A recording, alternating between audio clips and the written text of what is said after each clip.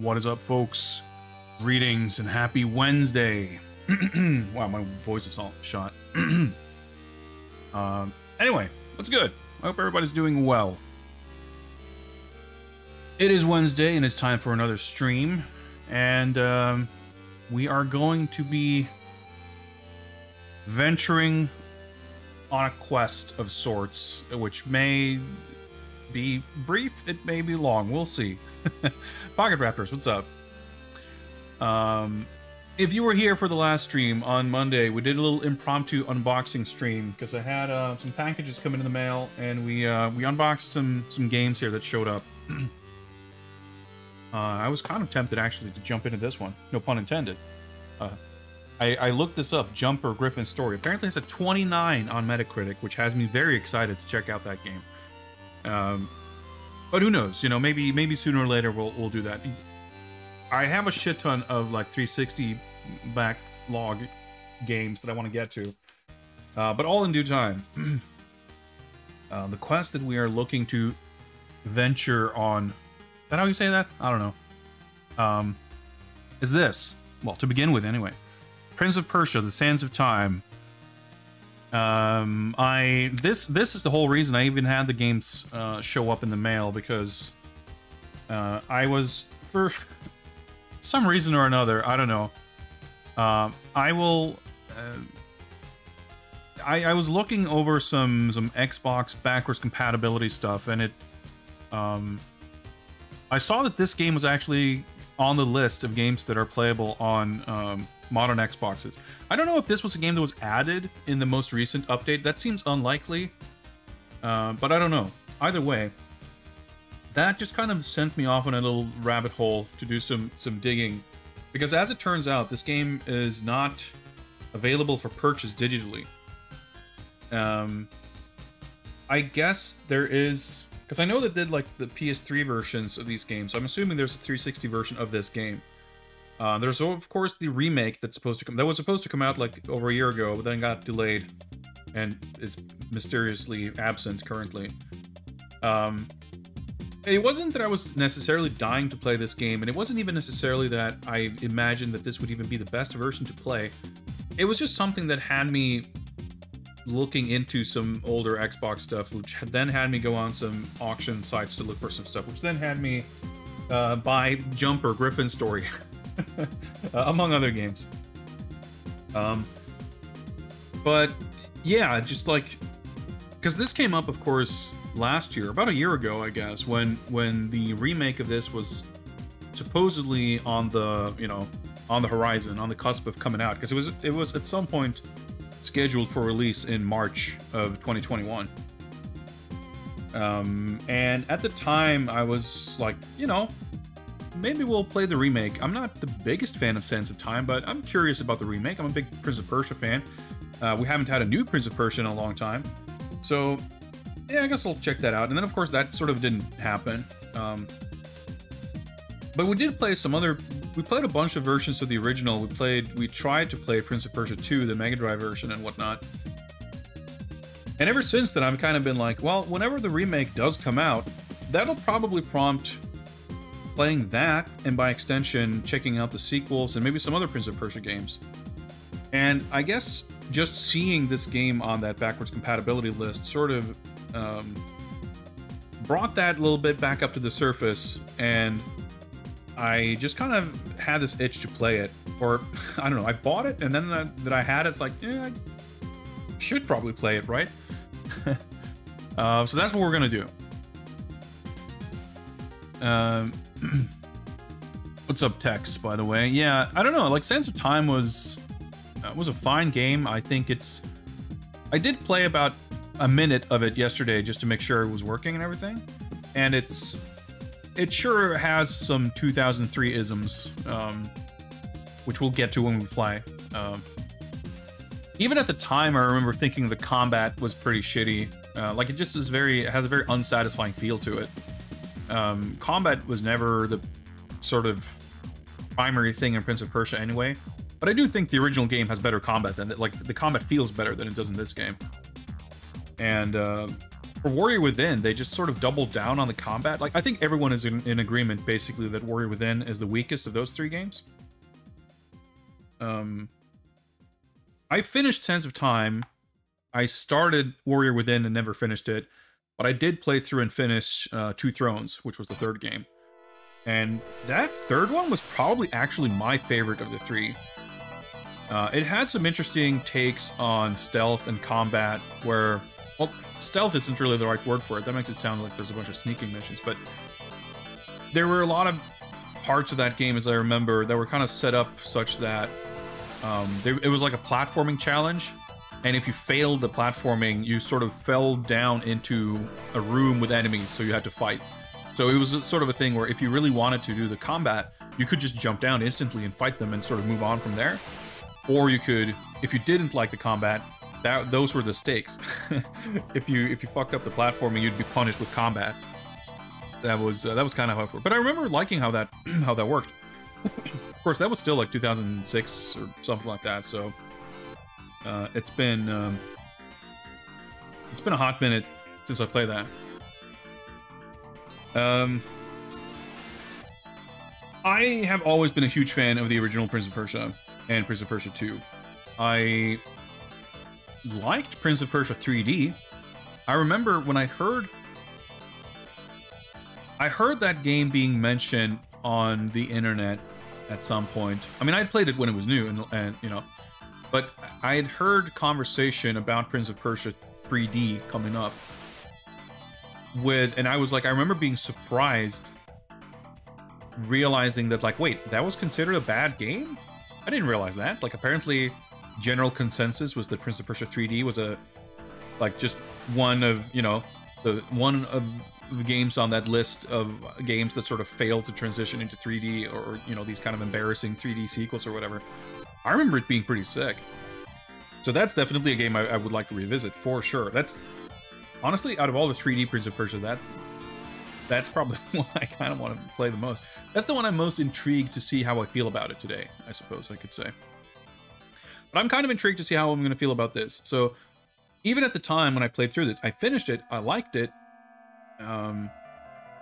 But even back then, I was enough of a sort of contrarian to, although contrarian is maybe not the word for that, but I was a hipster, I guess. Basically, I felt like this. I didn't feel like Sands of Time was like a slap in the face of the series or anything like that. But it was one of those things, like, similar to Phantasy Star Online or whatever. Like, Phantasy Star Online, fine. But it coming out and it being successful is like, well, I guess we're never getting another traditional Phantasy Star. And it's kind of the same thing with this. Like, well, we're not getting another traditional Prince of Persia ever again. We're destined to have, like, soul patch parkour. And I think what they did with the kind of movement and sort of mechanics of this game were not bad ideas by any means. I think it's a perfectly kind of valid and exciting even concept for sort of transitioning and for to translate some of those core concepts of Prince of Persia into a 3D environment. But I think it's not bad, it's not wrong, it's not unfaithful or anything like that. But I think it is distinctly different. The acceleration of, like, barely making a long jump and just grabbing onto the ledge and sort of climbing up in the original game. The feel of those jumps and, like, it's so hard to even put in words, but, like, the very specific visceral feel of danger and of like, there's something even a little bit quaint about the original Prince of Persia, right?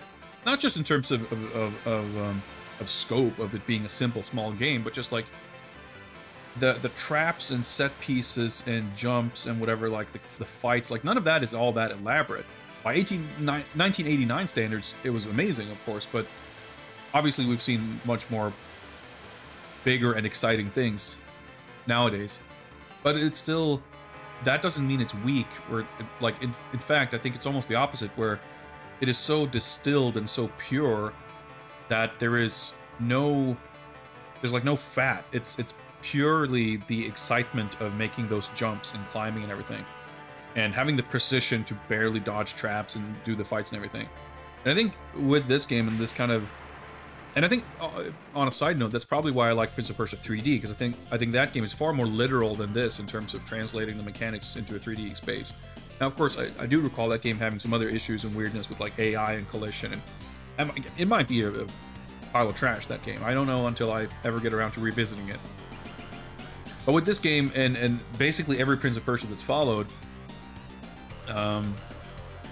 they've sort of smoothed things over and made it a little easier to play and make it a little more increasing the level of spectacle, and not just in terms of big boss fights or set pieces or that kind of thing, but in the micro details too, in terms of like how the character moves and what he can do and all that kind of stuff. And it's something is lost in the translation. I always felt, even back then. So I enjoyed this, but kind of as its own thing, and not necessarily as a direct sort of evolution of what I liked about Prince of Persia. With that all said, I'm a little curious to see how I'm going to feel about this game. I mean, I assume my hope and idea is that we're going to play through the entire game. But we'll see how I actually feel about playing it. I should also mention, I guess, that one of the reasons I was excited to play this is that this game also has the original Prince of Persia unlockable in it. And it's the Mac version, which is like, I guess you can't say it's the best version of Prince of Persia 1, but it's a good version as far as I'm aware. And we played through some versions of Prince of Persia last year, but that was not one of them. And it's always one that I've been wanting to revisit. So I'm very curious to see like how it runs in terms of emulation and everything, because we're going to be emulating the Mac version on the Xbox version, which we're emulating on a Series X. So I have no idea. What's up, Badweed? No, I've played this before. I finished this back in 2004, but that was a long-ass time ago. So I'm very curious to see how I'm going to think about it. I mean, I don't really remember much of this game, to be honest. I mean, I know what it's like and everything, but I really couldn't tell you any specifics about anything that happens in it or anything, really. But yeah, so I definitely, like, the thing is, I have a bunch of the other Prince of Persia games. I have the HD versions of Warrior Within and Two Thrones. I have Prince of Persia 2008. I have the Forgotten Sands. So that's basically all of them, all of the console ones. There were a bunch of portable ones too, and probably some mobile ones. Some of the games on that list I'm actually kind of excited to play, some of them not so much, but I'm still sort of interested in general. So there is a, depending on kind of how this goes, there is a very real possibility that we're looking at a couple of different Prince of Persia games over what could end up being a considerable amount of time moving forward. But I don't know how long this game is. Obviously, you can probably speedrun it in like 2 hours or 45 minutes for all I know. But it's probably going to take us a bit. But this is like the first one, so this is probably, like, looking back to the Onimusha games and stuff, like, you know, the first game was like 6 hours, and then the fourth one was like 20 hours or something. So, maybe this one isn't so bad in terms of being overly long. Either way, I hope it's going to be fun. So let's see here. I've got some capture stuff to probably tweak a little bit to have this all look correct. Well, let's hop on over here. So we are playing this on Series X here, which means that the capture stuff is a little... So it's kind of funny when you play original Xbox games on modern Xboxes. It's very inconsistent. Some of them run in 16:9, some of them don't. I guess it's just comes down to how the games were originally made, because the original Xbox did have a 16:9, like on a system level you could set it to 16:9, and I guess some games were sort of made to take advantage of that, and some were not. So in the sort of backwards compatibility stuff, I've played some games that are just perfectly 16:9 and some that aren't. And this game appears to be 4:3. So let's boot this up. And I'm gonna have to probably walk around a bit with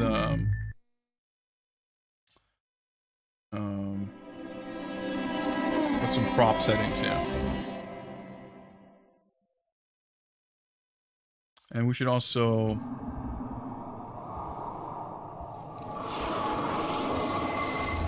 it's fairly fucking loud too, of course it is.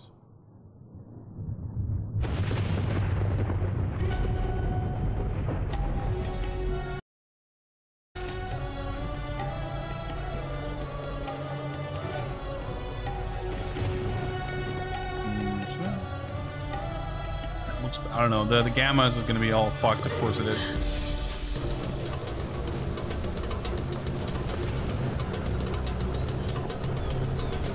So I noticed when I tried this before, like the aspect ratio seems kind of weird too. I don't know if it's like an overscan thing, but like it seems like a little bit horizontally. Yeah, you can see what it looks like.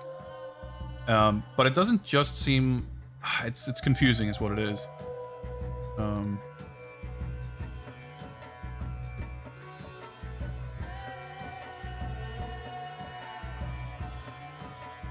Well, we'll at least crop away all this crap. And, I think it seems like it's going to look better if we stretch it to 4:3, so I don't know.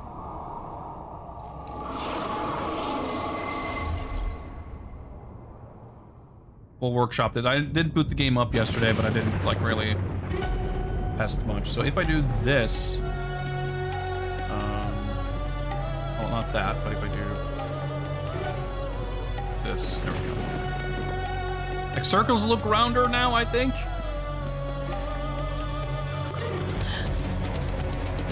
I have to, like, gonna have to look, because it's gonna look different on my end anyway, so I have to just take a look at the stream preview here and see that it looks fine. Maybe I should crop a little bit, I don't know, I think it's fine.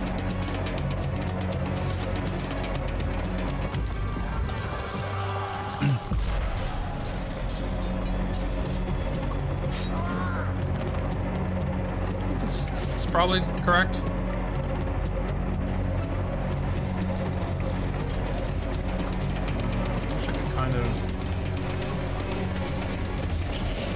Wish I could have more control. I don't currently have a lot of control over audio output levels, but I guess maybe it's not going to be super loud.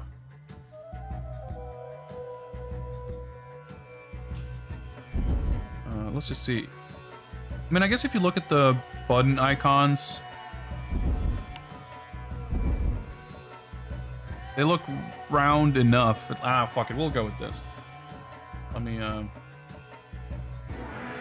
change so I can actually see what I'm doing here too, and we'll get into this momentarily. Well, I can tell you that it's not. It should be running in 1080p, but it might have been doing something else. Like it, I don't know. It gets kind of weird, but it's the same thing with like PS2 is also just has a weird kind of screen format to it. So you tend to get this kind of pillar boxing. Which, I don't know, maybe it's a 720 thing, but it doesn't... I don't know. It's weird sometimes. Analog signals can be funky, and backwards compatible stuff on Xbox just seems like... I haven't played a ton of original Xbox games on Series X, but it's not consistent.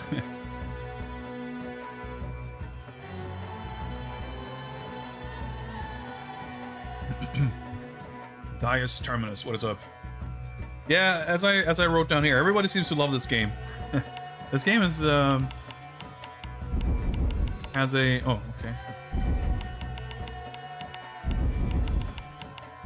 has a very positive reputation. I think people liked it at the time. I'm not as convinced people have played it recently enough to know that they would like it now. That's not to say that I don't like it or expect not to like it. I enjoyed it back then. But I am curious to see. I mean, like, well, as it says, and as I explained, I liked it less than the 2D games. And it's one of those things where, you know, on some level I expect, like, I don't necessarily expect to like it less, but I think there's a lot more things that are going to annoy me now that are just the difference between playing a 3D action game in 2003 and 2022. I already noticed when I booted this up yesterday that there are no subtitles, cutscenes are unskippable, and there's a bunch of tutorial shit. I believe the game's locked to 30 FPS too, so there's like a bunch of annoying shit. But if the platforming's good, that's gonna make up for a lot of that.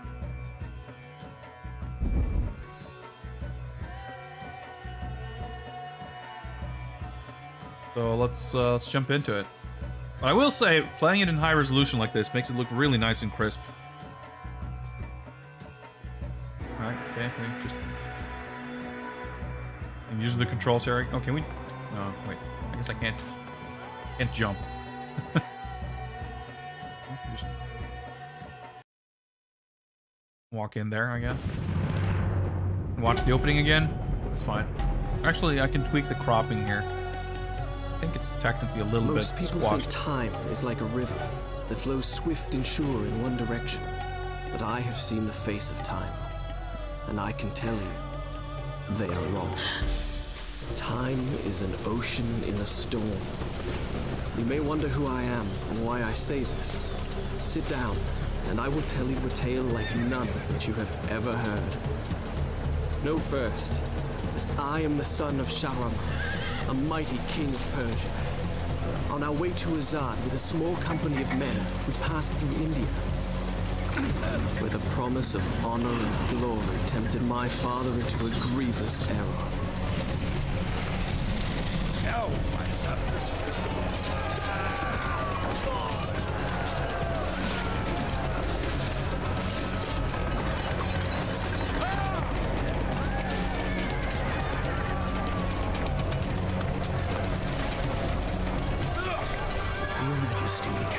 I trust you will remember your promise. The Maharaja's treasure vaults lie within. See how he fights. Like a warrior son. I can't hear shit. What's anyone saying?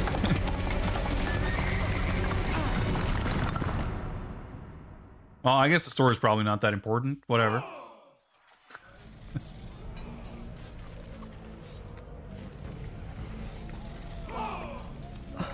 Do you think I Bruin, felt what's up? regret as I gazed upon the destruction we had wrought? Or at least humility at the speed with which a world can be transformed from a good world into a hell? If you think so, you are mistaken. For in that moment I thought of one thing only. The honor and glory I would bring my father by fighting like a warrior in my first battle.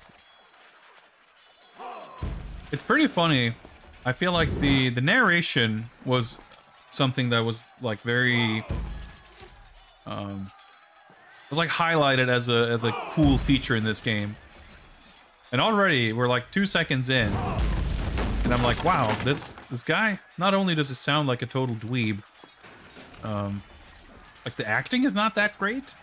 It sounds like really forced and pretentious, and I don't know.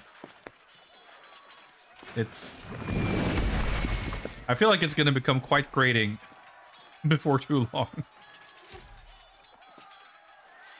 Alright, okay. Yeah, I wasn't entirely clear on who was attacking whom or whatever, but I guess we're gonna... okay, so black, I guess, is... Okay. Left bumper is white, and right bumper is black, okay. Fancy 2003 motion blur here. First, like, yeah, see, this feels like really archaic. So I can rotate the camera, but I can't look up and down with the right stick. I can zoom in and out. If I want to look up, I have to press the first person button and look up like this. So they still give you free camera control, but not in the actual... It's just one of those interesting things. At least the game does give you the option of inverting the controls. as well as actually having them correct by default. Because that's the thing, on in a PS2 Xbox game, it's not a given that you have the option. But even when you do, it's a complete 50-50. You know, if it says... I beg your pardon? If the game says, like, camera normal and camera inverted, if, like, pressing left looks to the left, like this, or if pressing left looks to the right, it's, like, it can be either or. Like, there's no consensus. So I guess I got too close to the edge, so it switched camera angles before I could jump. I see. Okay. This guy's seen better days. Those like camera angles are already kind of messing with me because it's like changing angles just as I'm about to jump. Even the idea of like a landscape view seems so not just kind of antiquated, but also kind of strange. Or like the game doesn't sort of commit to one or the other. Like, yeah, we have these angles, so as soon as you leave the room, it goes back to whatever else, and then you can sort of snap back into that. I don't know, it seems, I don't need less? I don't know. Yeah, the combat feels awful. Okay, let me just check something real quick. I think some of the filter settings are actually a bit messed up here. Yeah, I think... Shall I go on? That, is it set to... Yeah, okay. Yeah, I think this is more correct. Then I'll continue. Even pausing. Okay, I won't shut up. Yeah, the resolution is really nice, though. Oh, put away sword, I guess. Expertly aim myself onto the ladder. There we go.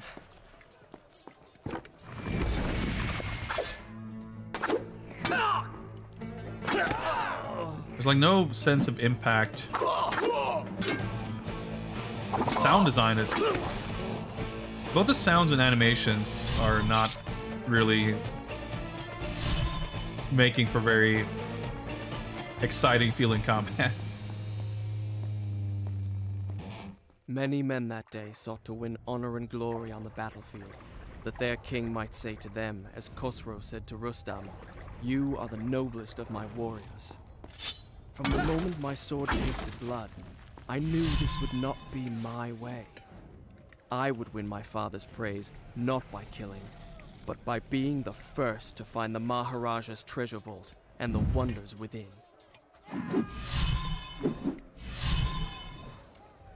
But I guess on the way there, I'm gonna kill a bunch of dudes also. I mean, he doesn't seem like that hesitant to kill people.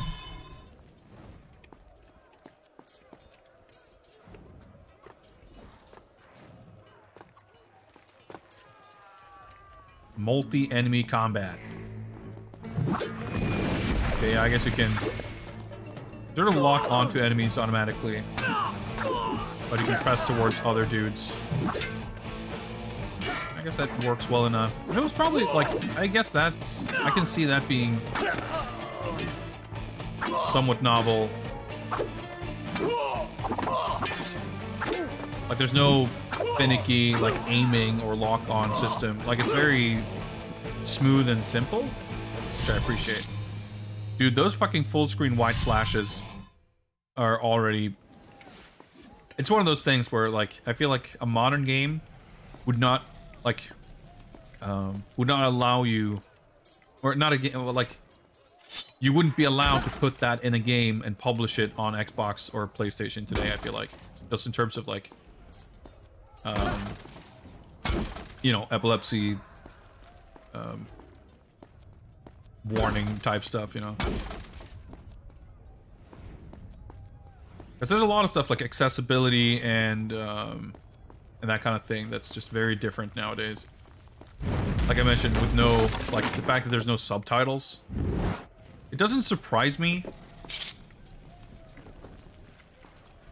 but it definitely feels bizarre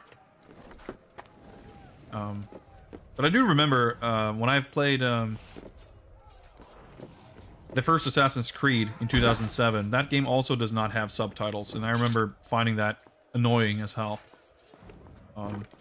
Halo is another game I remember. Like, I couldn't give a shit about the story in Halo because there's no subtitles, and I couldn't really hear what people were saying in the cutscenes half the time.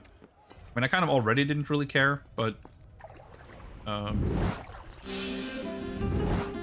didn't help. But knowing that Ubisoft Montreal made Assassin's Creed like 4 years after this, it seems fucking crazy. Come to think of it, Assassin's Creed was 2007, and this is 2003. But if they didn't put subtitles in that, then surely they wouldn't have it in this either. But it's still weird to me. Yeah, delicious bathwater. Just walk into this room-sized fountain and scoop up some water. It's instant health. I mean, is it really any worse than drinking mysterious dungeon potions? Like in the original games? I don't know. But I like that he does run in here with his full, like, dusty-ass boots and shit to drink. But, I mean, hey. Olden times. Oh, this is one we grab here. I see. Yeah, we're gonna be introduced to more combat mechanics soon enough. We're still like in the tutorial intro. There is a major component to the combat that will be introduced shortly. I run? No, I guess not.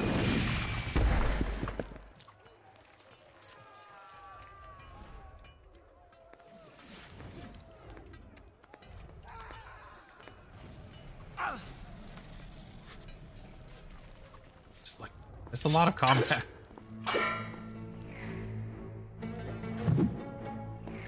Sick ass 2003 slow-mo.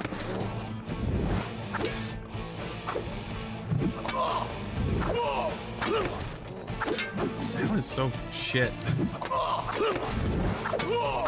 Like the fucking sound effect from the camera. So funny.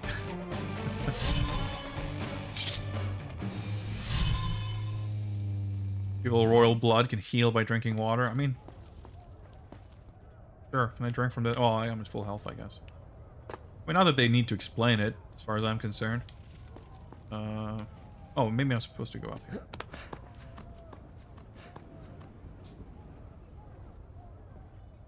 Yeah, you just jump towards his back. Yeah, so you just sort of tilt in a direction. You can only face one of 4 ways. It's nice. Makes it simple.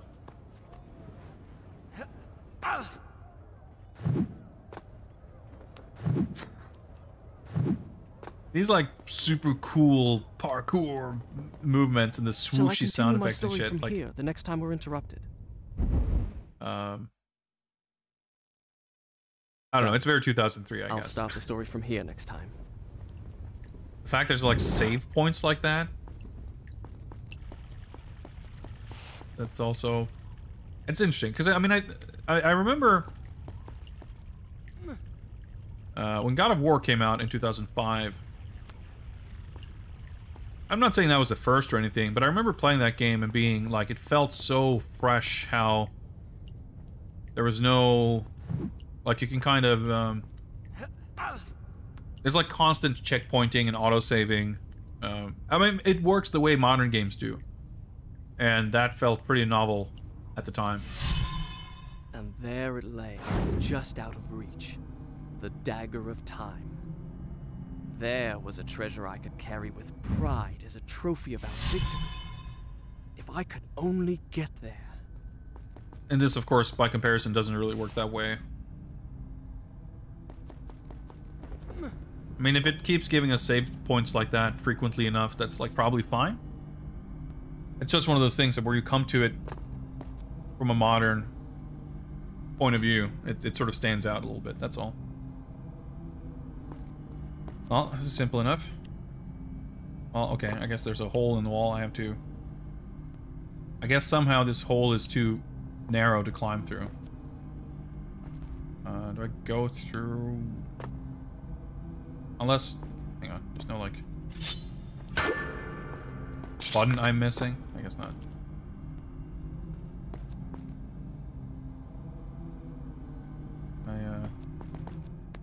Here?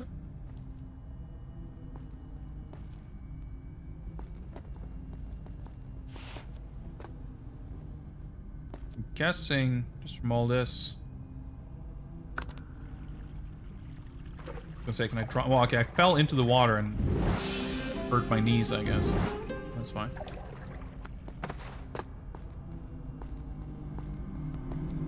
The hourglass drew me, fascinated me, but to move it would take a dozen of my father's soldiers. I wanted a prize I could fit into one hand. Alright. What's up, Sword Fam? Yep, unfortunately this game is locked 30 FPS, which kind of surprised me. But I guess it shouldn't have. It was, I mean, on this generation of consoles, there were a lot of action games, and in general, like 60 FPS was kind of the standard. 30 wasn't too uncommon. And it seems like a very Ubisoftian thing to do. Okay.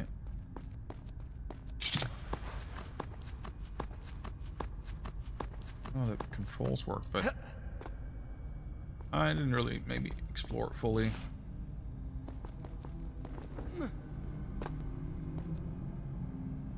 Not... I guess we'll just go through there.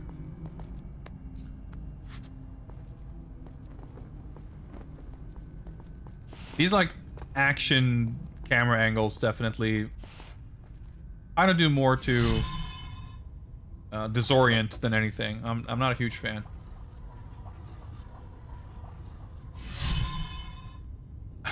Avoid spiky pulse. I keep, like, pulling the stick to look down, but it's like, oh yeah, right, I zoom out, I forget.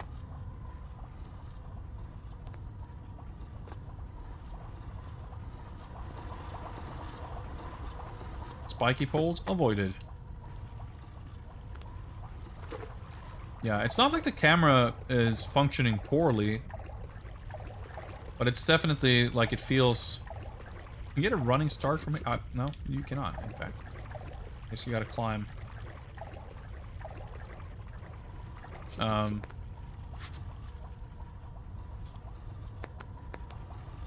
There's just like certain major or minor things that end up feeling... Alright, nope. You can just tell that it's older, basically. From the way certain details work. You're sort of unconscious. Ah, I see. Or maybe not. Okay, looked like a ledge, but... You come across something that just works a little bit differently than you expect, and you realize, like, oh yeah. Can I? Oh, there we go. Wasn't close enough to the ledge. And something like how the camera moves around to kind of introduce you to the space of the room and certain things. Like, it just feels like... Obviously, navigating a 3D space wasn't exactly a brand new novel concept, but the presumed level of familiarity was still maybe, I guess, not quite the same back then as it would be today. Like, yeah, fucking white flashes, man.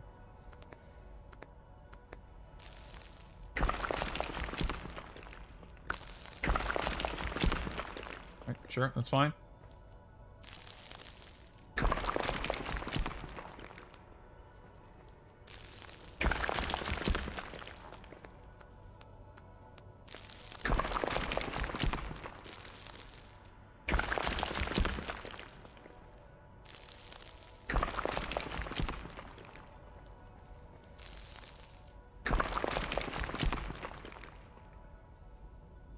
No, I'm...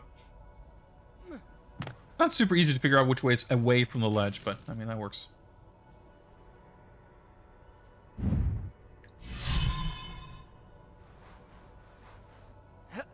Like, the level design and the climbing and the puzzles and that shit, that's all fine. I'm enjoying that. Everything around it with the swooshes and the camera moves and all that, like, it's a bit much. So I guess this is the other side of whatever. But I mean, hey, we do get to do some climbing. I was trying to run up the wall, but I guess jumping is better. Nope.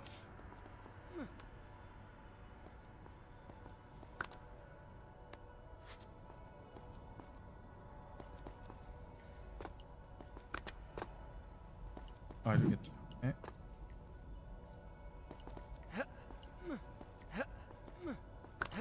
This is fun and it's cool. I'm just like kind of chuckling because, oh boy, rip. That's fine. Wait. That's not how it happened. Now what? Bet it wasn't. All right. See, we get to start here. Checkpoint's pretty friendly, at least. Yeah, I was gonna say, like, I think jumping back and forth between two walls like that and gaining height. I mean, it's a video game. It's fine. I'm not complaining. It just looks a bit funny. Like, it's actually this far between. I don't know. But hey, fucking wall jumps, dude. It's fun.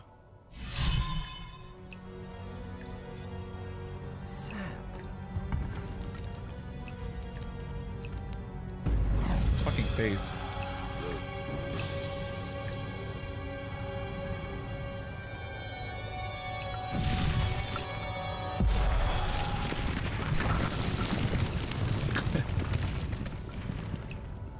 Like, it's not like he barely needed to move anyway, but that's fine. I had what I came for. It was time to get out. Now.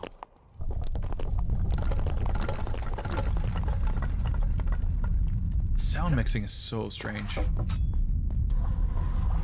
But, yeah, well, old game. I don't know how it goes.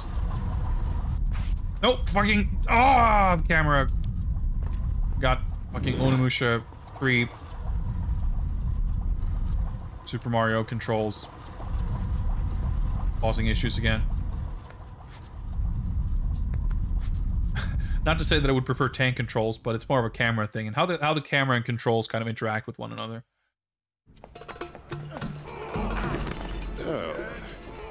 Father, I have brought us honor and glory. Your Majesty, you promised me my choice of the Maharaja's treasures. That dagger. Surely you won't deny the lad a souvenir of his first battle. You may have your choice of all the Maharaja's other treasures. Except that hourglass. That will make a fine gift for the Sultan of Azad when we pass through his city. And some exotic animals for his menagerie. And a few dozen slave girls. Yes, that should be enough. I want no animals or maidens harmed until I have chosen. Let it be known, King Sharaman is merciful in victory.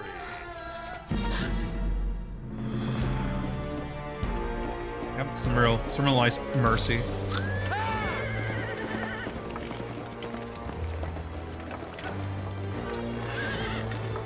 Trust not a man who has betrayed his master, nor take him into your own service, lest he betray you too. I learned the truth of this to my sorrow, the day that we arrived in Azad as the Sultan's honored guests. My friend. My friend, your visit brings joy and honor to my poor and humble dwelling. If only you'd given me time to prepare a proper welcome. The glories of Azad are famed throughout the world. And yet, the best is yet to come. I give you the sands of time. May the friendship between our kingdoms endure as long as time itself. The sand, why does it glow?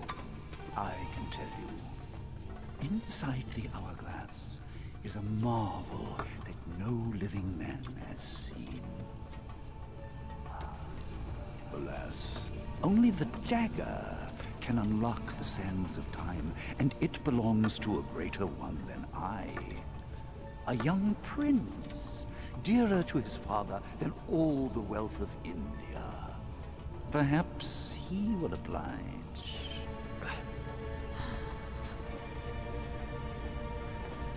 No. No! Stop!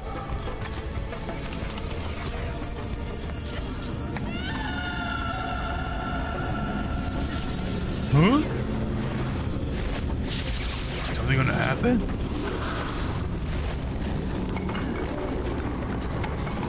Is it made to do this? Alicia Sigataha!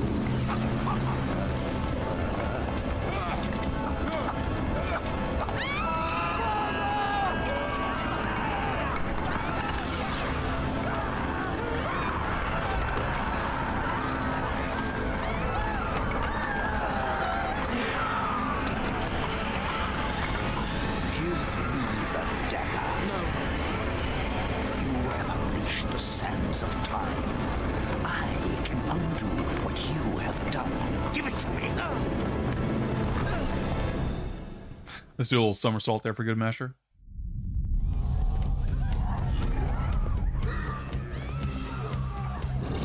Yep, so now we're all fighting sand zombies.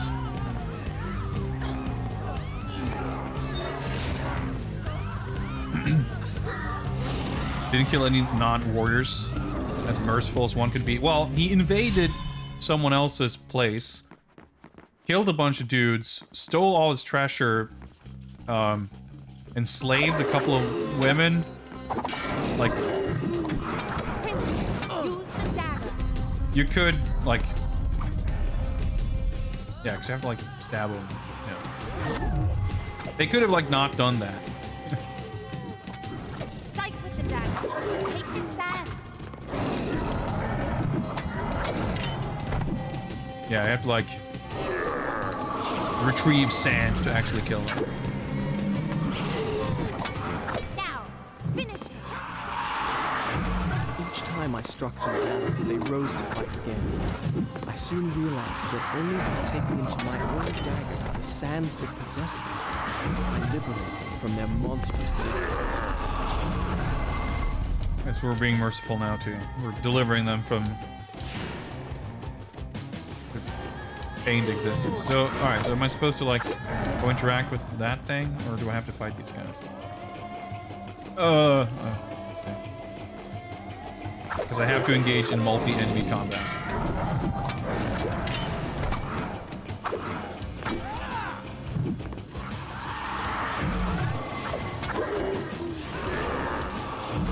If they keep respawning, so... Not sure if this is like a... maybe I'm supposed to retrieve this sand. Is that what I'm supposed to do? I guess not.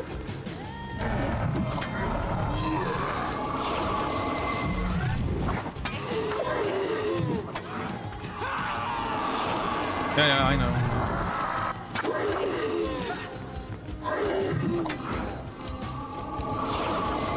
Just have to kill everybody at once? Maybe, who knows? God, I can't believe how much of a douchebag he looks like. Well, I mean, kind of is a douchebag too, I guess. It's not a particularly... like... what's the word? Likeable? We're getting sand visions of how to spin around poles.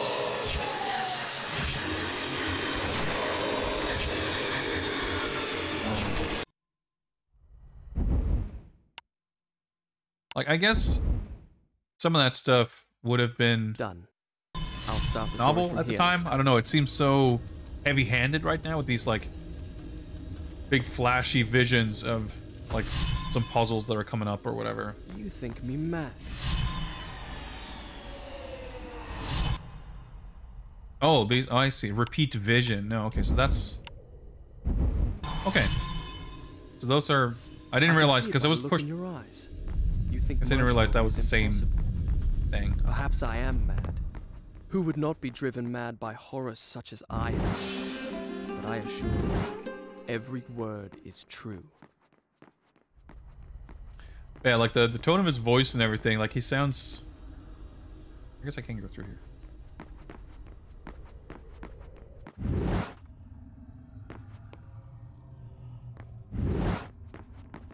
Wait!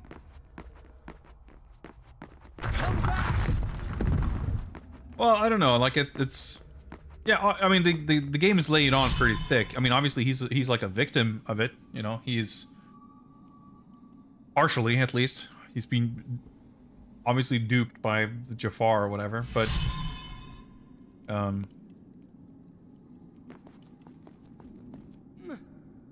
let's go there. I guess not. Maybe I should look where I go first. Or maybe I'll just go down the stairs. Yeah. How far can I rewind? Pretty far. The miracle I had experienced by accident in the Maharaja's treasure room, I now discovered that I could trigger at will. By pressing a switch on the dagger's handle, I could turn back time. Retrieving 8 sand clouds will give the dagger a new sand The tank. guest rooms, where my father, all our entourage, and I should have passed the night lay cold. But yeah, like as far inside. as, you know, The sands of they're not time necessarily swept through, painting out the whole stealing life and warmth military from everything conquest we as like touched. this great thing. And I, who unleashed the cataclysm, had been I guess maybe by the end he'll distance Were there himself others from like that me who yet lifestyle, clung to maybe, who life, knows. hiding in fear among the ruins? It did not seem so. But I don't think listening to his dialogue we're meant to hear this and say, oh my god, what a fucking pompous jackass. But that's kind of how I feel. It's just one of those things where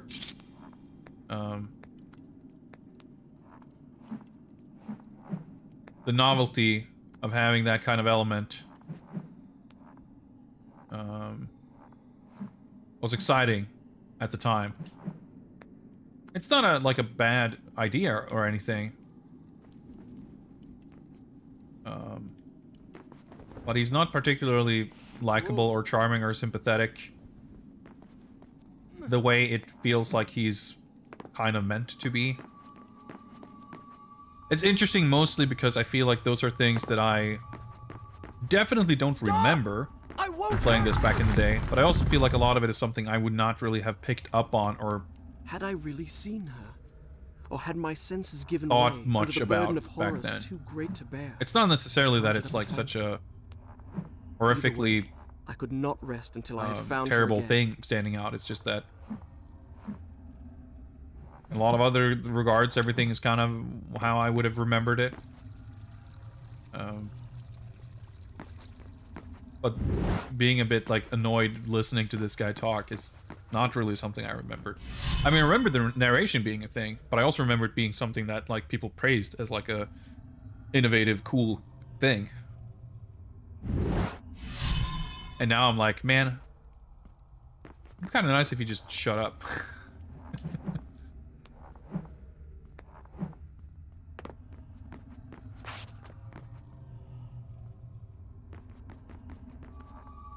Still?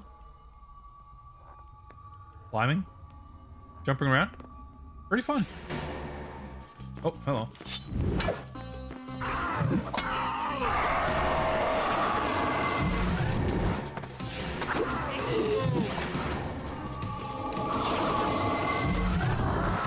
I feel like the fighting is just not ever going to be much more interesting than this, though.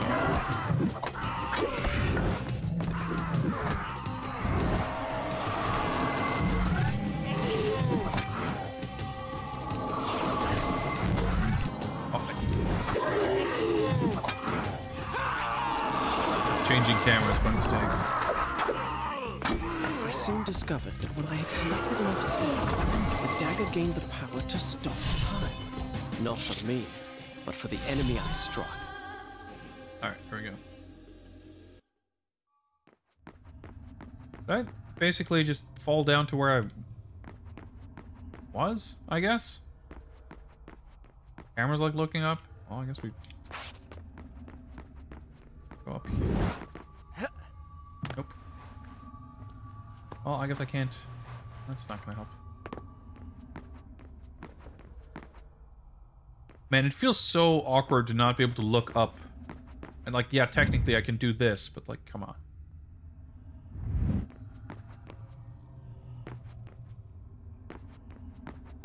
Here?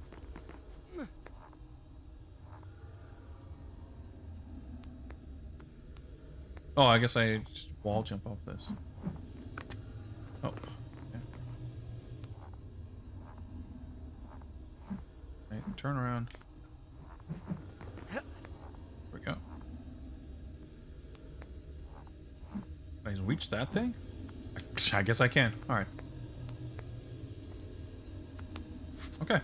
Oh, fucking camera. Yeah. More visions, I guess.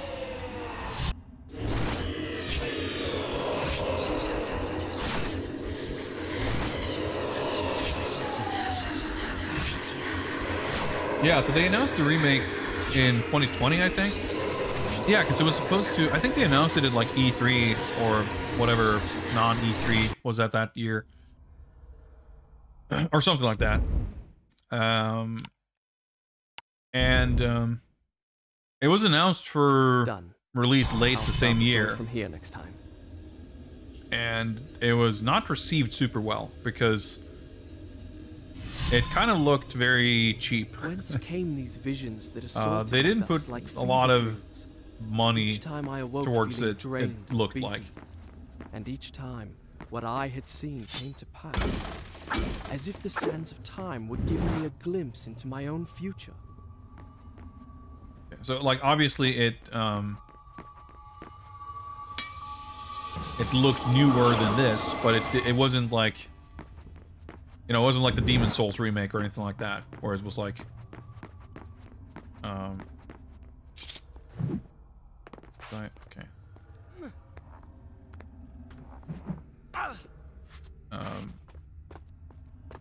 And it seemed very much like, oh, I'm assuming I could wall run to get back. Might be something down here? Or did I come from here? Or, nope, there's another one of those. Awkward. Okay. No, wait, is this the vision? No, this is okay. I can't tell the difference between the save points and those things. I'm assuming this is not where I'm meant to go, but it is. Hello? It was my intention to go take a little sidetrack, but I guess I fucked up and accidentally made progress. Give me the dagger.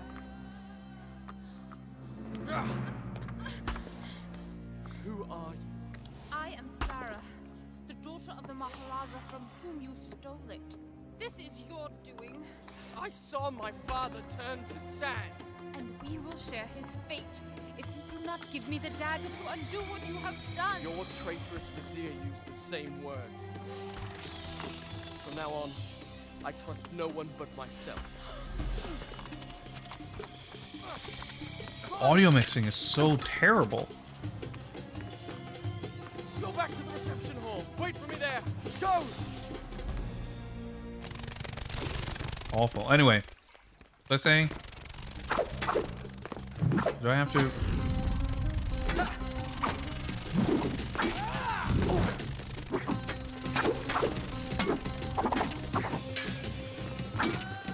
They announced the remake for this game. It was not received super duper well. And then they delayed it to like March of 21. And then they delayed it Now further. Since we left And then they delayed it to TBA. desert, I had felt her dark I was eyes unsure upon me. actually when I was looking at some of this Now, here stuff she the other was day, again. so I looked up the official She, website and it just I, says coming soon, the like only it doesn't two have a release date. survivors. Did I say two? Presumably, We were three. like I think the kind of current speculation is that they sort of took the negative reception to heart and are probably like rescoping the entire project, like to go back to like, because if it was about to come out it would have been mostly done, you know? But they probably sort of went back to redo a lot of it. And maybe it'll show back up with a far more kind of thorough overhaul of the visuals, if nothing else. But yeah, like, I wasn't super excited about the remake, but I thought, you know, hey, it's a new Prince of Persia release, I'll probably check it out. That was kind of my thoughts on it a year ago. The hourglass. What? But now that I'm finding myself playing this, I did not understand the meaning of what I had just seen. But I knew, with a certainty I could not explain, that those winged creatures had a master. The man who had tricked me into opening the hourglass now had his prize. And for some unknown purpose coveted the dagger as well, would stop at nothing to possess it. I would give him what he sought. I would plunge it into his foul and treacherous heart. I'll take you to the bank, Senator. The blood bank. Anyway.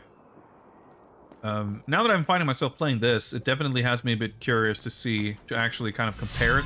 Because if I played the remake when it came out, I would only have my incredibly hazy, like, 18-year-old memories or whatever of this.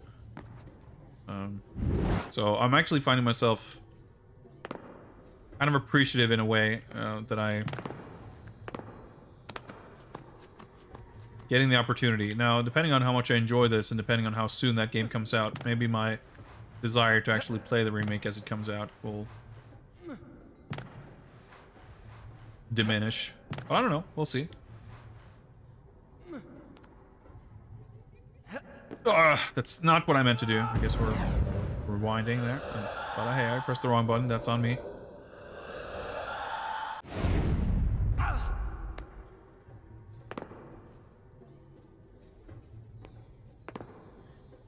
I mean, I guess it was sort of described initially that the remake would, you know, modernized controls and whatever else. I'm sure there's some things that's going to be different, but I'm curious, like, how much of the level design and puzzles, or, like, I'm sure there would be a lot of, like, because it's not like a port. They're redoing it, so,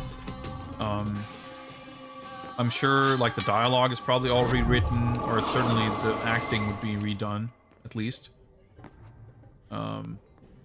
So there would probably be some minor changes here and there, too, just in terms of the specific details of the narrative or whatever else.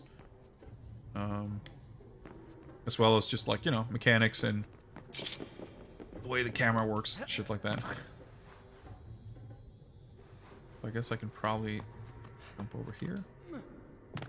Takes a little bit to get sort of used to the specifics of, like, the ranges of different types of gaps and stuff, because it's all sort of built on a grid, of course.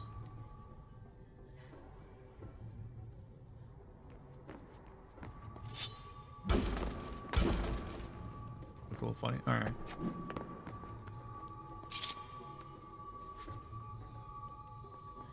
And the camera takes a little bit of getting used to, for sure.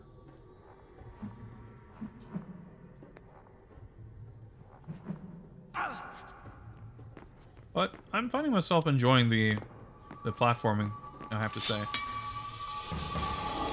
It's interesting because, like, I wouldn't say that this, of course, was, like, it didn't stand out from other games at the time. Like, of course it did. But at the same time, like, this came out in a time where 3D platforming was pretty kind of common in a way that it isn't really nowadays. Although, I mean, it's having a bit of a resurgence, I suppose. But the context for, like, the way the platforming works and this kind of level design, it's a little bit different, I think. So I think I'm a little more appreciative of it in some ways. Even if it, of course, isn't as novel as it would have been back then. Either way, I mean, it doesn't really matter. I'm enjoying the jumping and climbing. Every time I make a jump like that, it's funky because it Doesn't look like you'd be able to reach. I will say though, it's like I feel like you could probably take basically all the combat out of this, and I'd probably like it better. I mean, I understand why they would have had combat in it, not just for like marketability reasons, but also, you know, the original Prince of Persia had combat. It's not like you're adding it and making something like that is making some kind of a weird change or anything.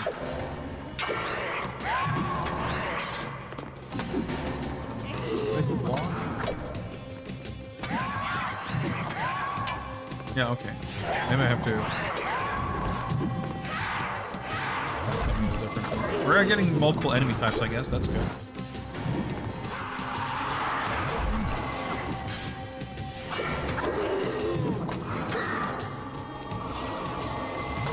There's like fairly big crowds to fight. You have like the multi-enemy combat stuff, but you're not actually super well equipped to deal with a bunch of enemies at once, just the way the kind of animations play out. Luckily, they don't really... they're not that aggressive, I guess. They're pretty chill about letting you do your thing.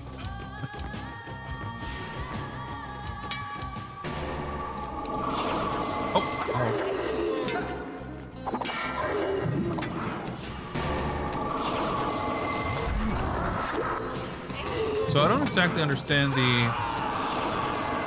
I thought we would have grabbed enough of those things to get some kind of a refill or expansion or whatever. Because there's a little circle underneath there. There's also the little crescent moons on the side. That's the wrong button. That's not how you walk. I don't exactly understand the UI, but that's fine. Waiting for the animation to...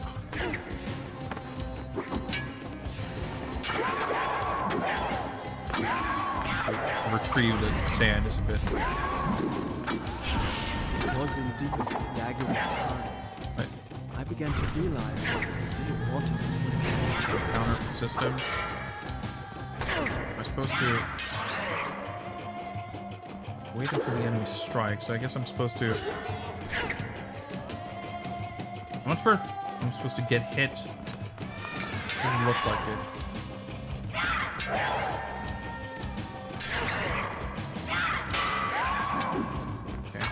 I think that was a counter. Let's get rid of this guy.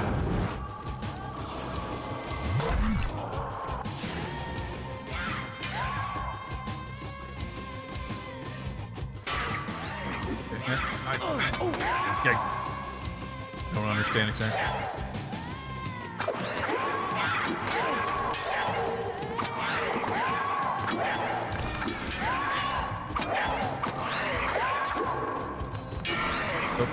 Yeah, I can stab them, and sometimes it freezes them, and sometimes it doesn't, I guess. I don't understand how that works, but that's fine.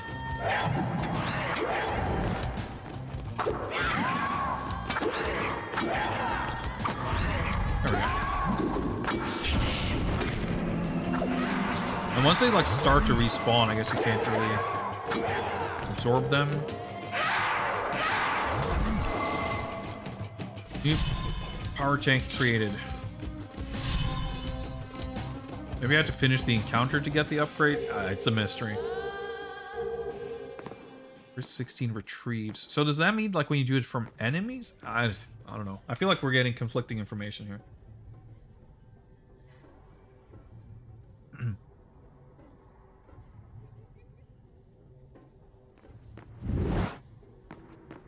I guess I don't understand the difference between power tank and sand tank. Oh, okay. I thought this was a thing. Okay, I didn't realize this was a vision save point.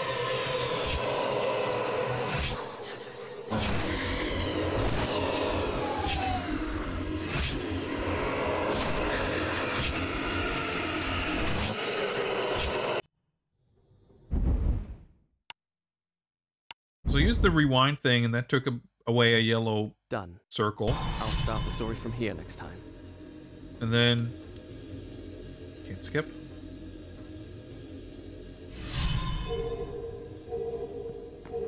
And like it doesn't extend, so we have 5 yellow circles. We have 4 yellow circles and an empty one outside. Does that fill up to fill? No?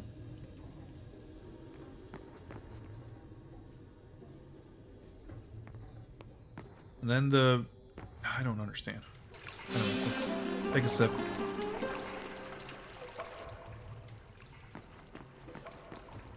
Let me just look around real quick. There's other bookcases here. Goes to like... Okay, so I can do that. I don't know that I'm meant to, but I can.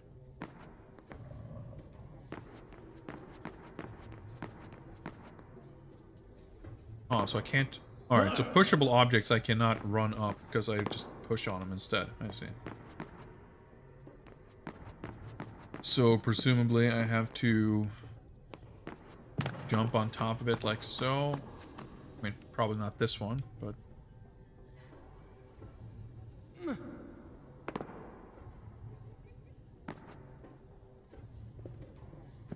So the power tanks are used for that, and... Oh, that's... I didn't mean to press that button, but that's fine. Can I... Oh. Triggered slow-mo.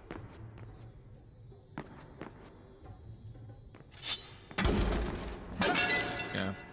I mean, I'm not hindered by not knowing, understanding how it works. I'm just a little baffled by the game's somewhat confusing ways of explaining it. I mean, I guess I shouldn't complain about not knowing where to go because the game gave me fucking visions, but obviously I can push those shelves. There's a few pillars like this. I mean, I think this is the one I came down on, isn't it? Everything looks kind of symmetrical and sort of the same. So what would have changed just from dropping down here to fight these dudes?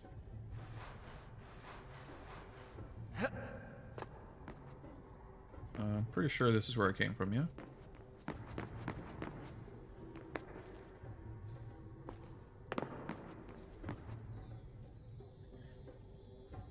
Can I reach here? I don't even know if I'm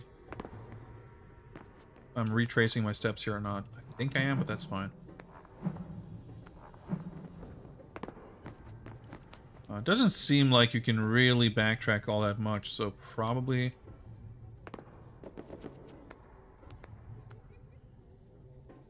Yeah, I can't get up here. I see. But it seems like for the most part, anywhere you can go, you kind of should go. Or at least it's not gonna harm you, really.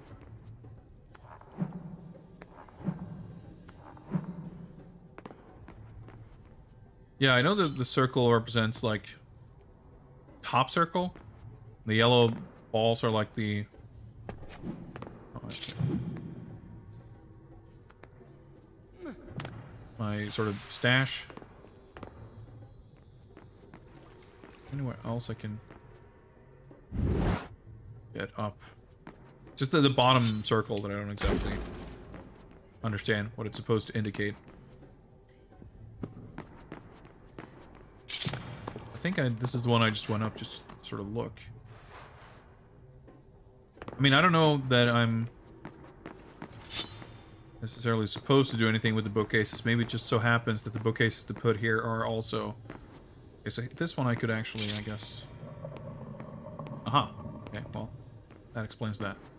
I was assuming that I was meant to go on top of it, but... I was at least correct in assuming that since I was prompted to push them, that was what I was supposed to do. There we go. New sand tank created. Okay. I guess I was just... I thought it said that every 4 I would get a new, and I thought I'd done like 6, so it's probably just me not being able to count. Probably more simple explanation. Alright, okay, well. Just take... No! This... I don't end up there. This route is what I meant to do. There we go. Who needs bridges anyway? Oh, camera! Okay, well...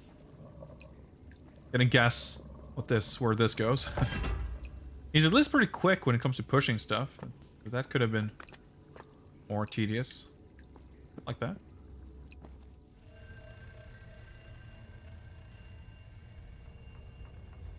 Like, I think that's probably something that this game does pretty well for its time. The sort of smoothness and simplicity of movement. Of course, that's something that I really didn't like in PoP Classic, which was the remake of the original game. It was kind of inspired, or like visually, it was kind of based on this.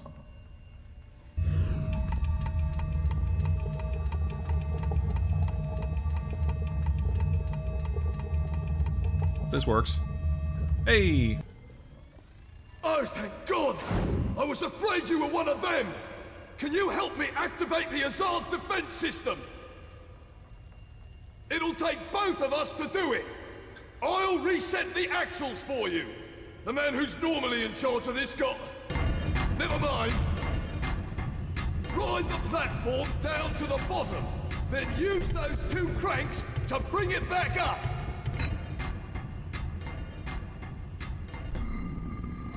It's a little silly, but sure. You see those 4 axles? You'll need to pick them up one by one until you've got all 4. Then bring them up to the top together.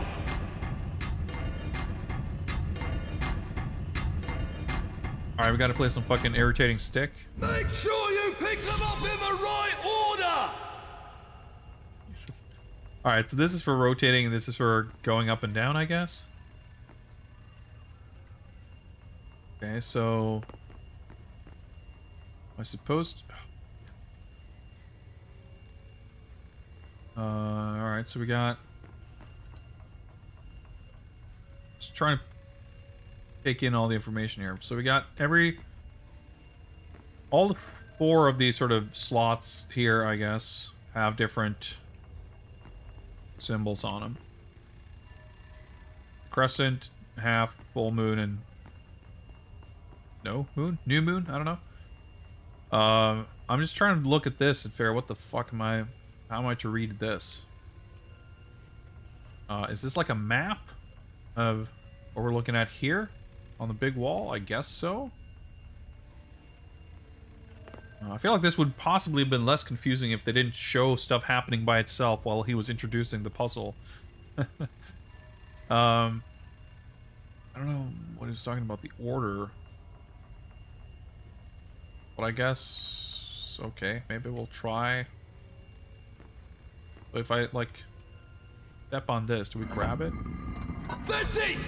You've got the first axle! Now, pick up the other 3! Okay. Alright, so Remember! Pay attention to the grooves! Okay, well, this one goes... Oh, yeah, alright, okay, because it's the... I see, okay. I don't know, the order thing, I'm not sure what to make of. That's it! One crank turns the platform! The other one raises and lowers it! Okay. So at least it's all, like, snapping to a grid and everything. Okay.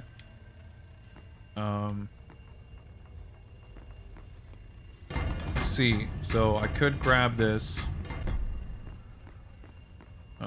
Which I may or may not want to, but it's not the right one. Yeah, so I'm not supposed to grab that there. Do I... this is actually kind of interesting. I need to actually think for a little bit here. Obviously... Maybe we need to set them someplace else. I'm trying to figure out what the...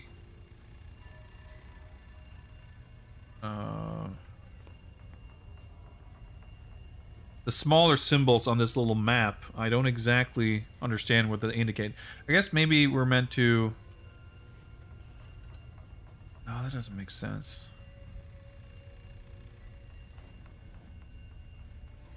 That is where they're located. Yeah. But I mean, I don't know, he was happy when we did that, so... The whole order thing that I'm a little confused by. I guess maybe we can, I don't know, it seemed to indicate that we're supposed to, like, put them all in at the same time. Which, of course is going to make it difficult to move around. Well, that seems conspicuous enough.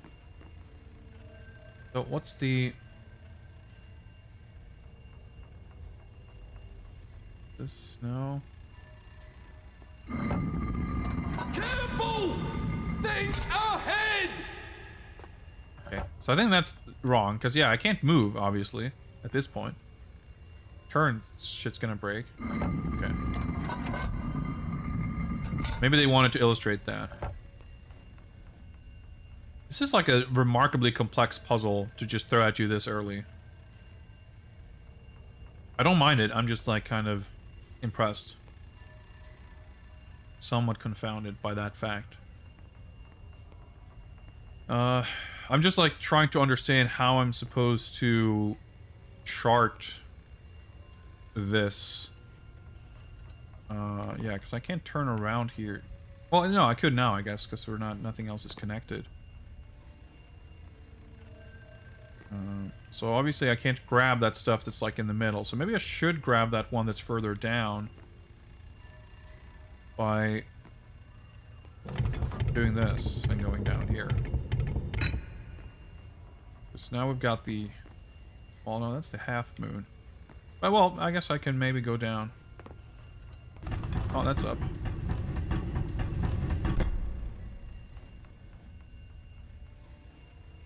So I could grab this, and that's going to be in the right spot. But it's going to be pretty fucking awkward to go down the entire way. And then go back up. So I guess I would prefer to... go the wrong way. Not yet! You need to pick up all 4 axles! Then bring them up to the top! Yeah. That much I understood. Because this goes down, right? Yeah.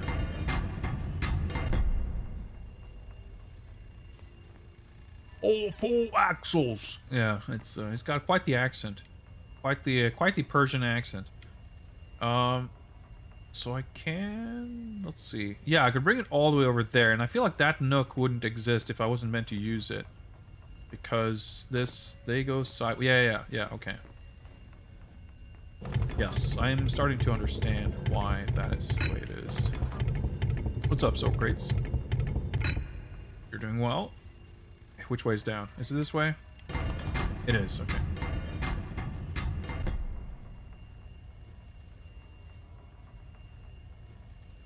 So this should allow us to pick this up. That's 2! So good. It would probably not play that voice clip if that was not what I was supposed to do. Well, could have. Wrong one. It's the wrong direction.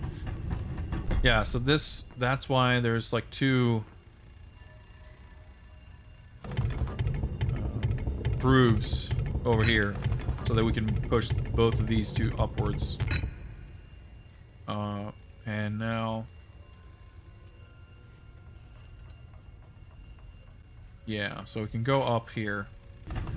Like, ultimately, I guess it's designed so there's only really one way you can do it, basically. So that's not correct, but if we go up 1, that would be correct. Now the question is... Can we... see the map. Yeah, I think we're grabbing this and then we're rotating 1 step to the left and we should be able to move down Just 1 slot again. More.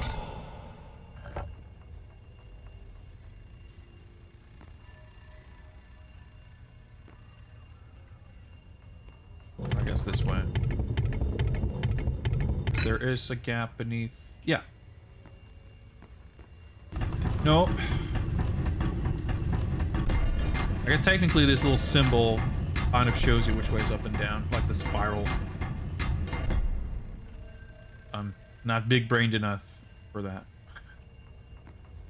Oh yeah, this glowing one is the one we didn't grab.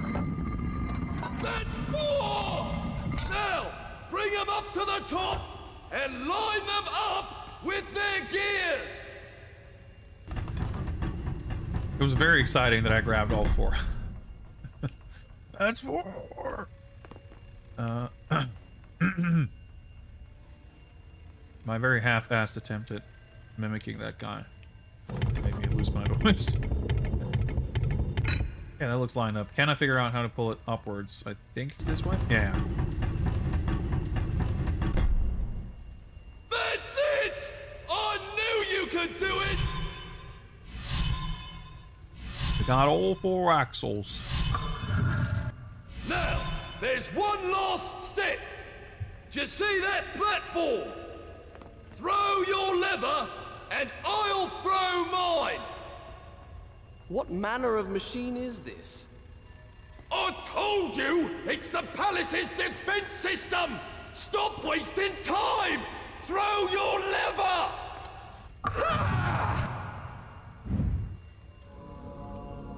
What was that scream? We did it! Serve those accursed demons right! Oh my God, they'll rue the day they ever dared attack the Palace of Azad!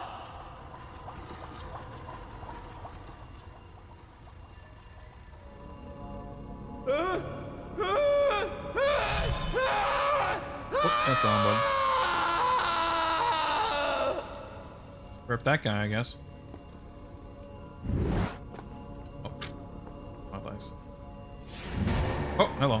I was gonna say, like, is he gonna come down or what?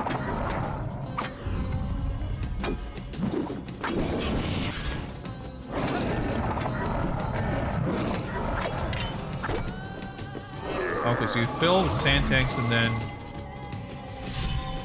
once those are all full, filling up more will give you more power, I guess. That seems to be the way it works. Is he okay? I mean, well, he's dead now, I guess. But I'm not sure he was okay before that either. He didn't sound okay. Save point? I guess so, yeah.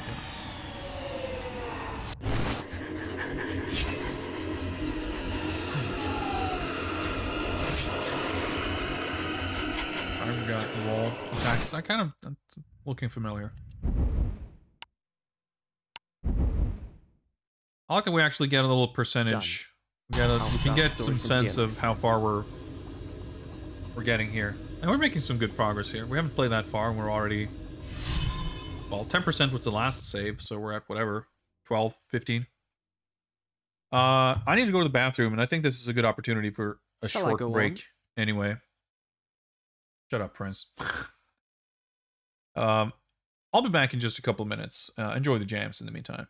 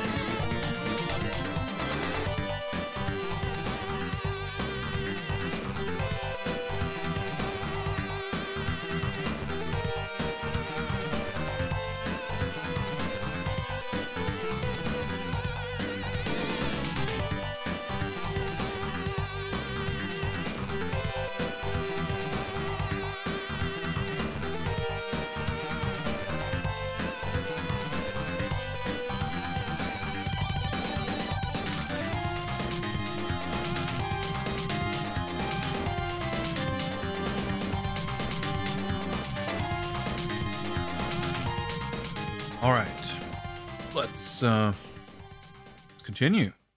See where we're at. What's going on? Now, where was I? Oh, Thinking the same thing. Whoops! Okay, I'm Why did running I into listen this. to that mad- I see. It's fine. It's fine. Nope, that doesn't work. I was just lightly grazed. I'm sure we'll get some water soon enough. Oh, I keep trying to look up. It feels so unnatural. Like the concept of entering first-person mode to look around was like, yeah, that was a thing. You know, 20 years ago. Now, not so much. Well, that's a Palace's defenses had a twisted logic of their own. They could be circumvented by using the strategically placed switches, which I soon learned to recognize. Yet it was hard to escape the feeling that I had made a terrible mistake by setting in motion such a deadly system of traps, which seemed in truth more likely to claim my life than that of an invader that was not flesh and blood. Oh, yeah, you don't say. Alright, okay, well.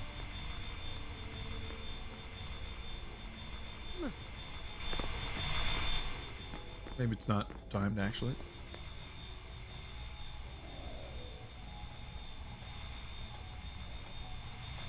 Oh, that's... I guess I didn't realize I had to hold right. There we go. Oh, and of course I have to do this. So. Oh, let's just get out of the way. I was gonna say, I bet it's still gonna close behind me. Actually, I guess it did look like the door was closing.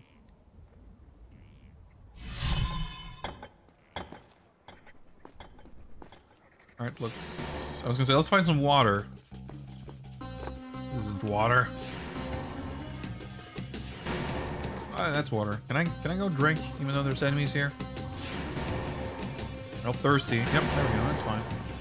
That's fine. Drink a little bit.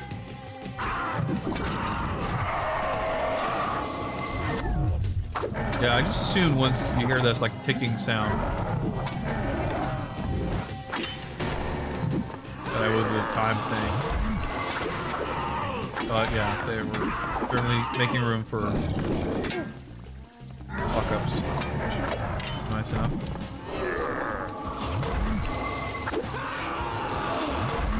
I feel like every single encounter, the enemy count seems fine. I was like, oh, alright, 4 guys. But it's like, nope, they're gonna spawn 5 more guys. Use walls, man.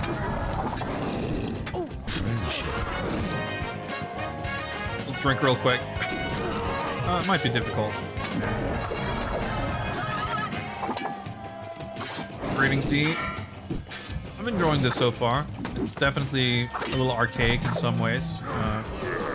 Platforming is still fun. Combat is not all that fun, and I didn't think it was back then either. It's serviceable, but I'm not far into the game, and I'm already feeling like there could be less combat.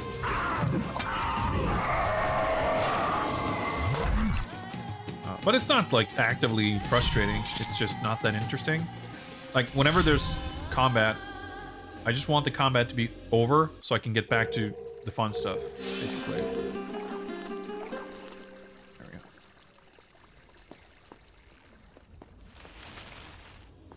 Oh, that's... I legitimately cannot tell the difference. Nope, it's one of these. I can't see the difference between save spot visions and level up, refill, whatever the thing is. It's like, it's borderline painful to look at, this flashing and shit.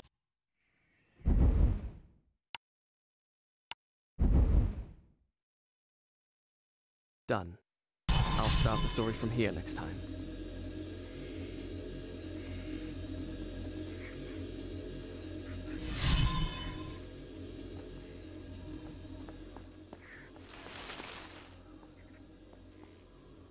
That's obviously a switch I can run up to. This is where I came from, yeah. Fucking swooshing noise, just... somewhere between cracking me up and driving me nuts. Same thing? Yeah, there we go.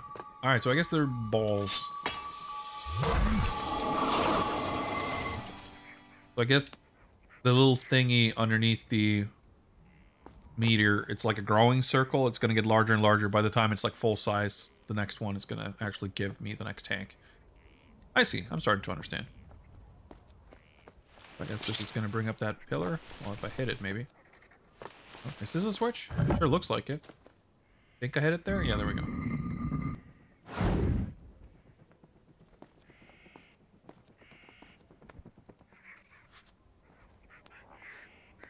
Like, do I... Oh, I guess I could just go up this thing. Like, you gain so much more height from those pole jumps than it looks like you would.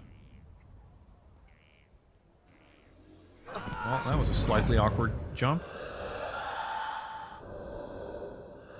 You rewind so fucking far.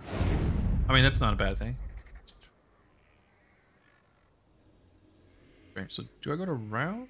I guess so, yeah. No, fuck's sake.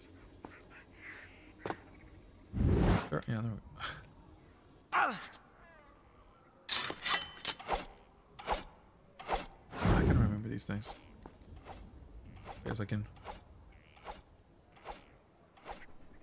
I'm trying to see where I'm supposed to. Yeah, I guess I wall run.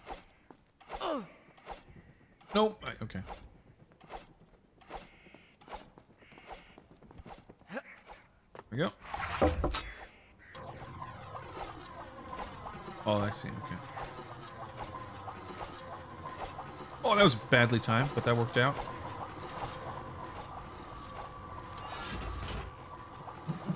Okay, so there was... Oh. I want to trigger going through the doorway because I could tell that I could... Oh, okay. Let's hope I can rewind really far then. So I guess there was a thing up top if I had swung towards the wall. Let's see if I can... It's interesting, I guess. I don't think I'll be able to rewind far enough, actually.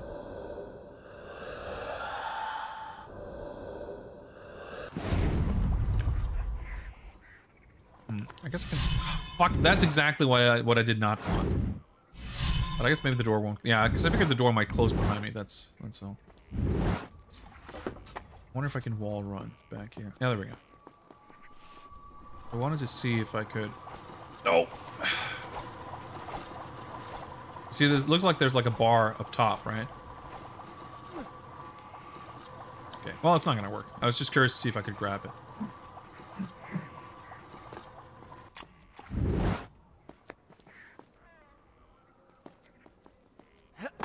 I do think it's pretty well done the way stuff like that works, where they put those angles to make sure that when you're aligning those like 90-degree jumps, that you can sort of tell how you're aligned to make sure that you can get it right.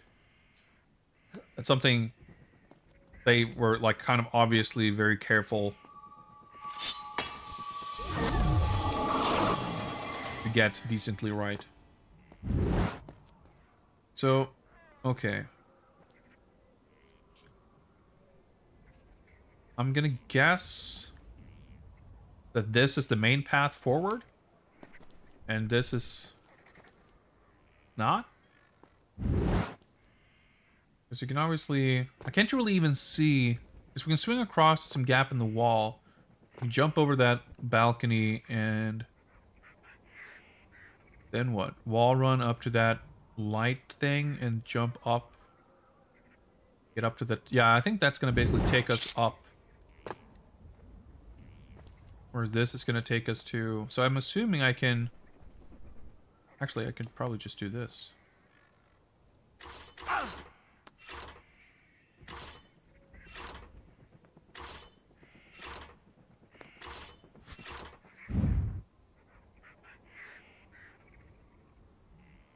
Kind of looks like it would take me away to a different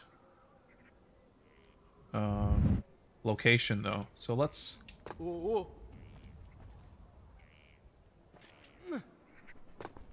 Let's scope out this first.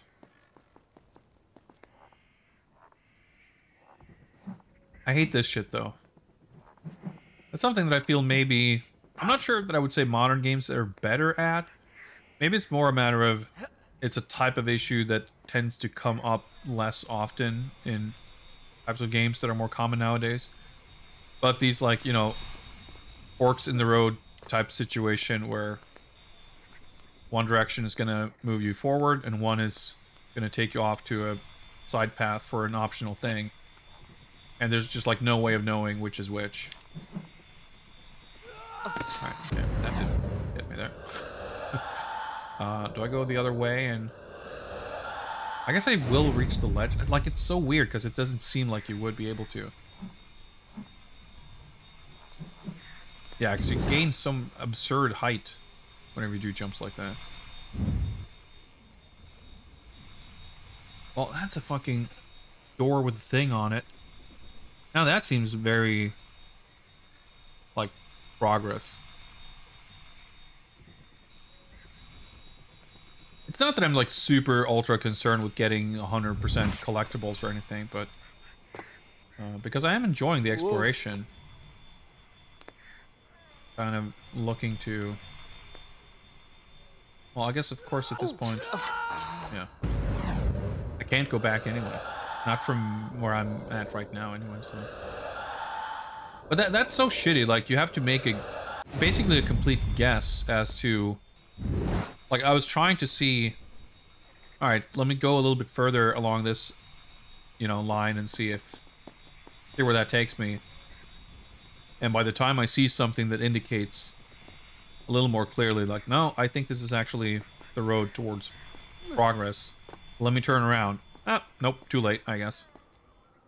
Should have bought the guide. Yeah, I guess so. Should have, have the fucking, fucking ad right here. Should have bought the Brady Games. Should have brought the Brady Games guidebook to take my game further. The signature series, Prince of Persia, the whatever. Le Sabbie del Tempo. Guida strategia ufficiale. All right, I should have gotten the Italian strategy guide, I guess.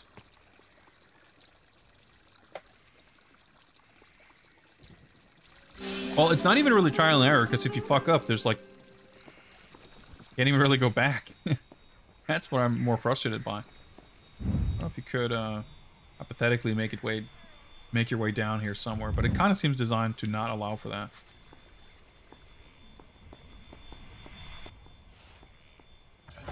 Like, that's the most frustrating part, when there's an arbitrary kind of guess. Well, that was perfectly fucking timed. I mean, if we're lucky, I run out of these sand things and I legitimately game over and we'll have to redo this section. I was a little over-eager there.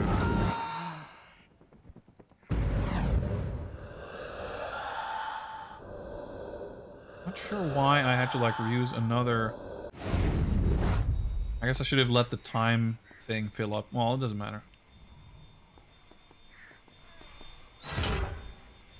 Oh, sick. We're out of time. Well, we can was gonna say we can heal up. That's not gonna. Yeah, but I like that. Like, despite the rewind thing, obviously I'm being pretty sloppy here, not being particularly careful. But it actually, you know, there's a modicum of challenge here. All right, good thing I didn't fucking break my leg there or anything. Farah! Can you hear me? Do we have the feeling that she's like nearby? Or is she just desperate? I don't know.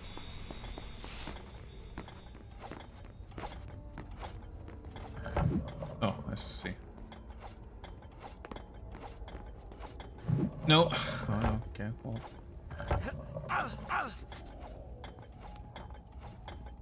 Something's ticking.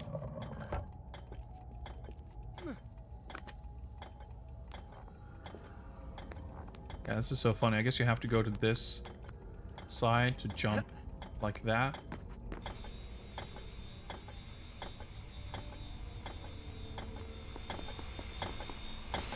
Should be enough. There we go. Oh, well, there she is, I guess. Hey, is that our dad?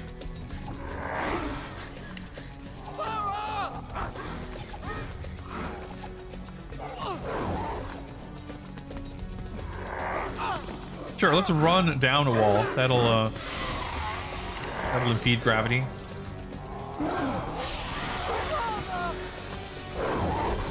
Yeah, I guess he is just really good at parkour. That is our dad. Okay. Sick. We're nicely refreshed for the boss fight here.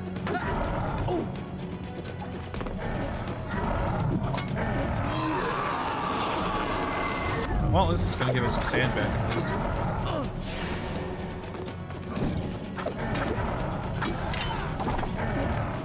Feedback still kind of... I don't know. I don't... Combat just feels pretty shitty. Counter stuff, I'm really not sure how it's supposed to work. Again, once you do that little down stab thing, they don't seem to hassle you.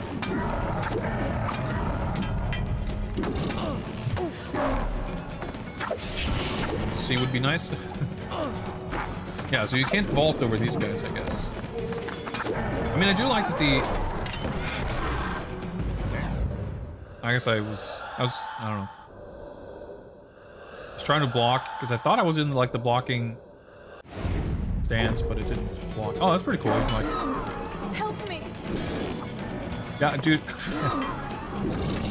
Help you eventually, I guess.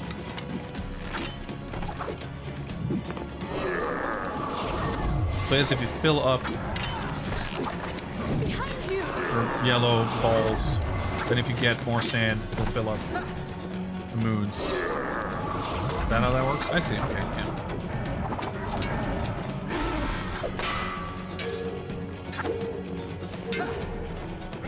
Whenever they block, I'm not sure. Oh my god, I was starting to roll to the side.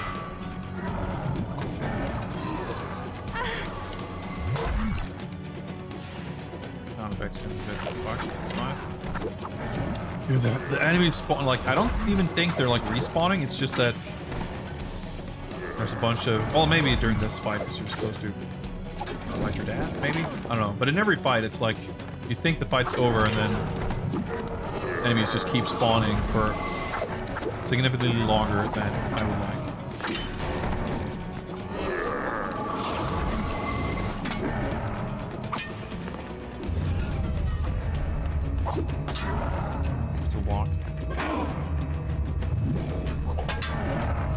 Block that. Slow-mo makes it impossible to see what's going on.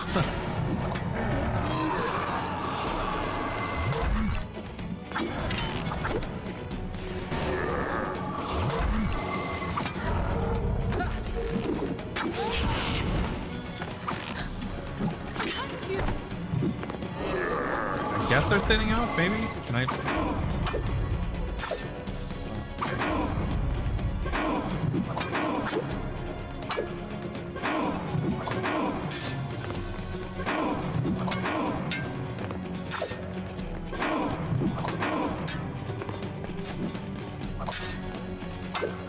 Guess I accidentally did a wall thing.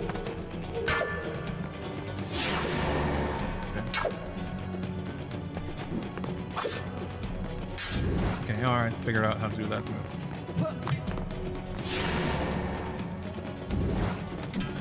Supposed to counter him, maybe?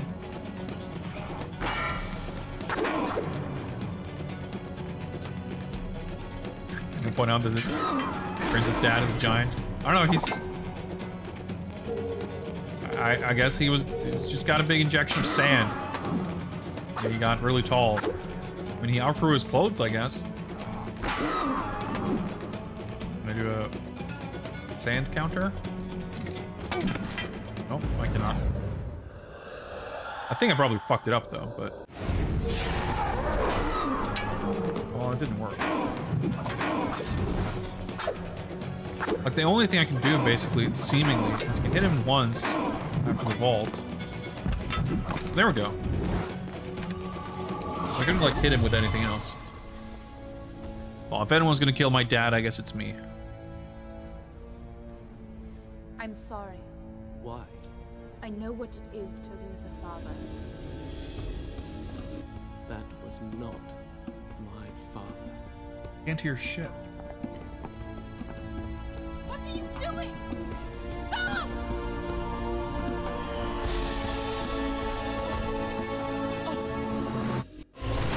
I've done this like 8 times, lady. I think I'll be fine.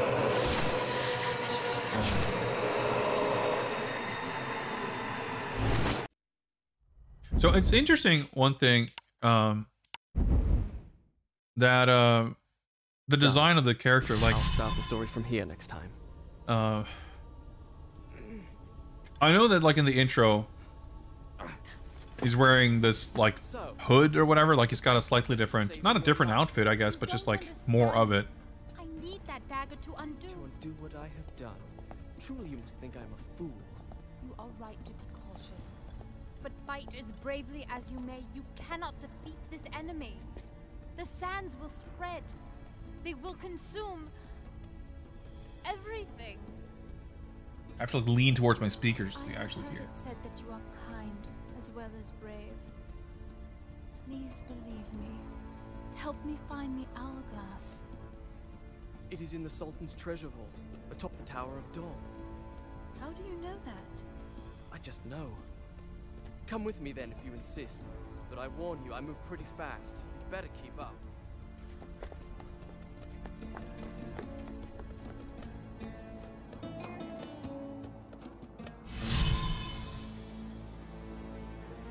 All right. But anyway, yeah, so you start with that other kind of the hood and everything, and obviously you look at the cover art, he's got the, you know, the shirtless look and everything. That's like the look you remember from this game. But I really did not remember that it was such a gradual transition. Because, like, you know, you get a little dinged up, your pants are a little dirty, now we're missing a sleeve. Like, that's a pretty cool thing. Like, that's, I like, you know, that's a concept we've seen in other games, plenty, of course, you know, but it's always a kind of cool little detail like that when a character's look sort of changes gradually over the game. Dude, the fucking... Alright, I just want to show off my sick time travel skills. Pressed yet, Farah? And you were worried about me. I'll cover you. Please don't. You're liable to hit me. Dude, I would trust her. Like, she's... I mean, you're doing, I don't know, sick flips or whatever, but... Not like she's any less competent.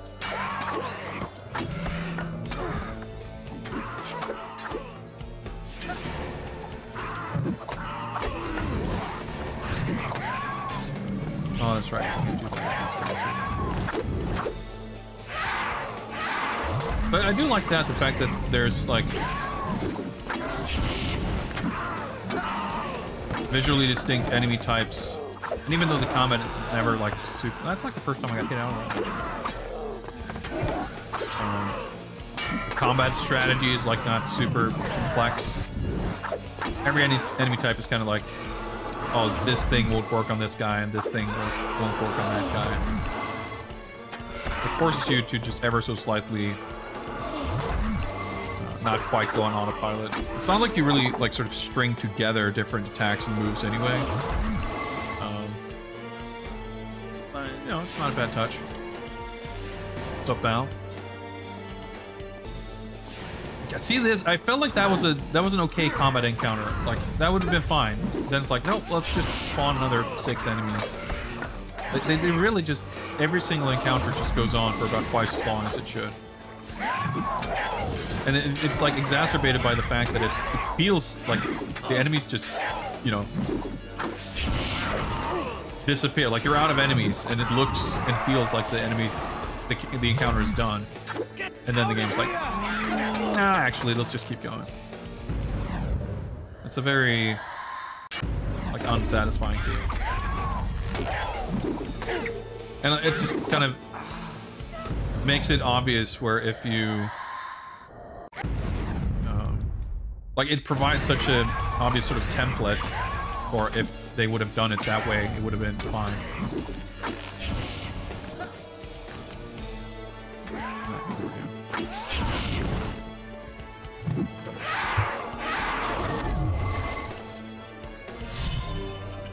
Yeah, like the way the pacing of the enemy spawns is so weird because it really makes it feel like the encounter is over.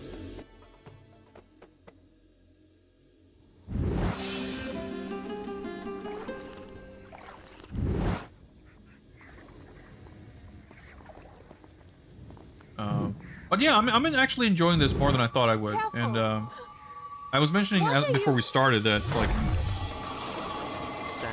I'll take it where I can get it. I have a bunch of the other games, some of which I'm more excited for than others. But playing this legitimately makes me actually excited to play pretty much all of them. Because I played Warrior Within and Two Thrones back then. I didn't get super far into Warrior Within before kind of giving up on it. But I did really like, and I finished Two Thrones. I remember that. The thing is, though, with Warrior Within, I think is like, I think I mean, it was sort of ridiculed at the time, deservedly so, I would say, for the kind of not I wouldn't even say that it's like the prince himself being like a massive edgelord or anything. They won't. Not here anyway. A little bit, but it's more like it had like the fucking rap metal soundtrack and shit. But my biggest grievance with that game, frankly, was that it had just a huge amount of backtracking. That was you were like traveling between two worlds or something, and it was like you did every little bit of progress you did, you like traveled to the other world and kind of went back the same way, and then you went back and forth. It was like, that was the main impression I had of the level design. It was very kind of tedious that way. It just felt very repetitive to play. Yeah, time travel thing, I guess. But yeah, because it was like 2 different periods where the temple or the castle or whatever was like after I saved her life. all in ruins. So it would sort of change the level layout a little bit. I am risking my life for her again. And why? Good I'm gonna. question. Yeah, that's not good. I guess I run over to that thing, which I could not have done. I see.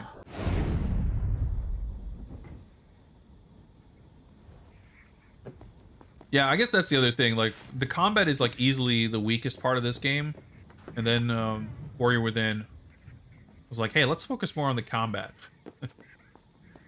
So that was the other thing for sure. Like beyond just the backtracking and everything. But I do think that, funnily enough, kind of, I think some of the, I wouldn't say that the tone and style and personality of that game has necessarily aged gracefully. But on some level, I think that it's tonally, there's stuff in this game that hasn't aged super well. Like, just as I mentioned before, like the narration and everything, like the prince himself, feels like such a douche and like just a not a cool character. Which obviously I guess they wanted to make him cooler and a little edgier and whatnot, but he's just like he's both a dork and kind of a little obnoxious, I guess. Like the fact that the narration and everything was like seen as this like neat novel idea, and like, oh man, that like basically that the narrative and the narrative presentation of this was considered like a amazing thing, which, you know, everything being relative to what came before and everything, of course. But that stuff is like, I think, aged so poorly that I have a feeling that the gap between Warrior Within and this, in terms of like how seriously it feels like you can take them, I feel like that gap has closed over the years.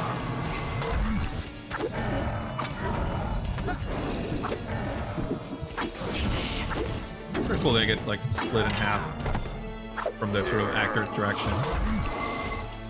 Basically, the prince sucks ass, kind of, yeah. I mean, I feel like the prince is one of those characters, like Samus or whatever. Like the more they talk, the less I like them.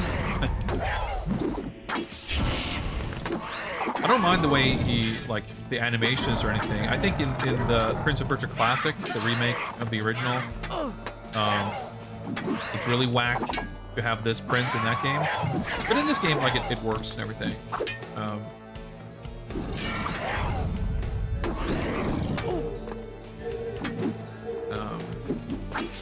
But in terms of dialogue and personality, like, yeah, I don't know. Dude, like, fucking spawns, like, just let it go already, just...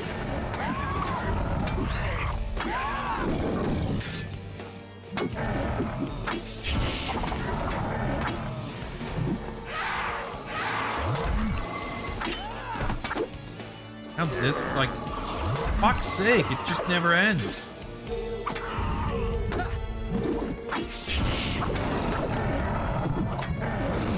There we go.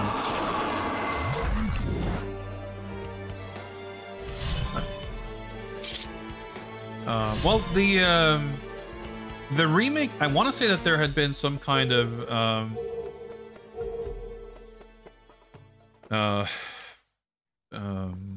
rumors or whatever about the remake, and then it was officially announced in 2019, and it was supposed to come out.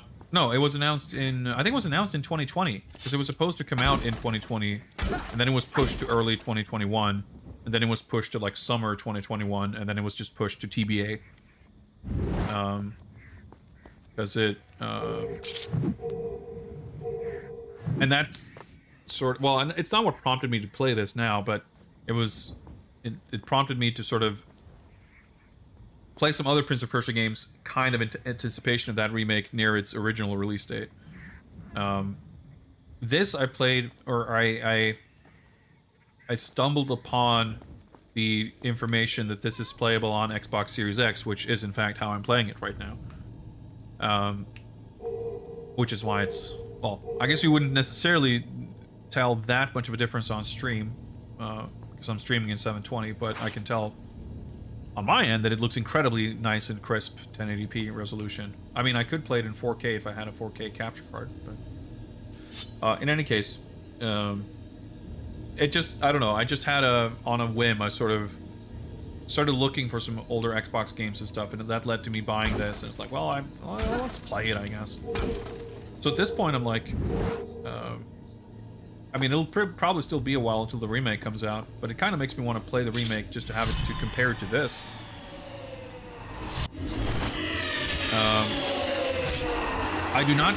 have not played The Forgotten Sands, which is the game that came out with the movie, but I have it. I have it on PS3.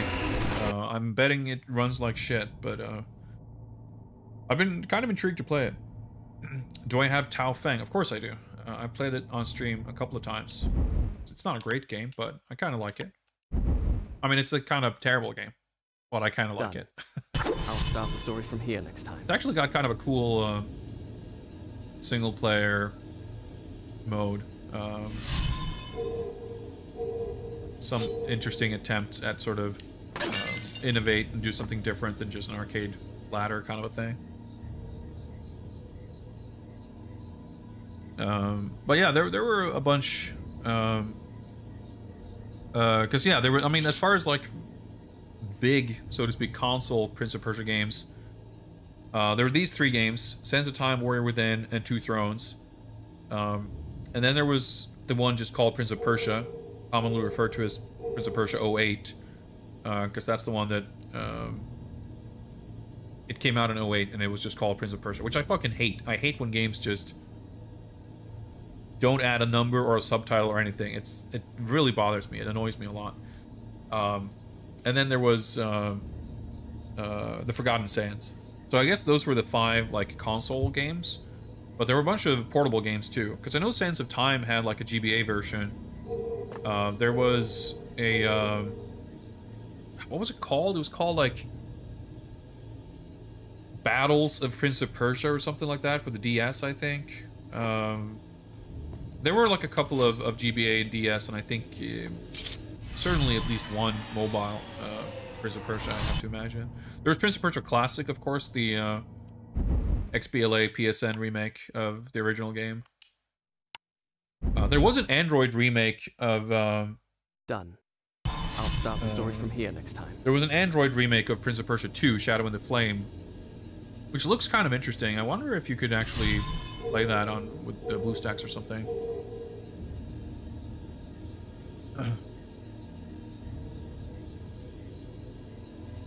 Well,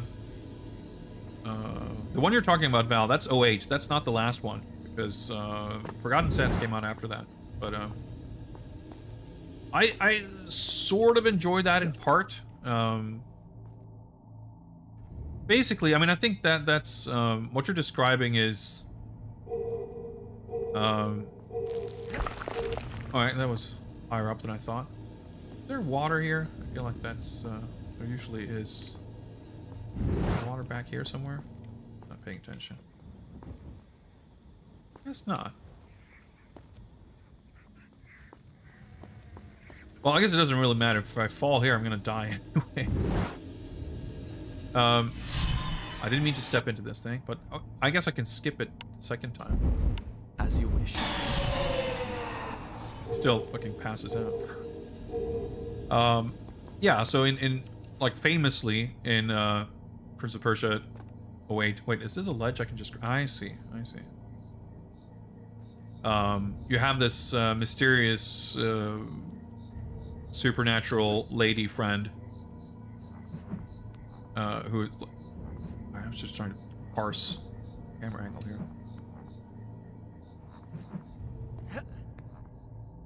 And she will, anytime you fall into a pit, there's like a little close-up of her arm grabbing yours, and she sort of tosses you back on land. But basically, what that is, it was kind of marketed and sort of explained as like, oh yeah, this novel idea where you can't fail, you can't die. I mean, yeah, again, it's not untrue, but the difference between that and something like this is kind of very, very minor, because the way it would work is you got basically reset to the nearest checkpoint, and maybe the checkpoints were slightly more frequent, but it wasn't like you could literally,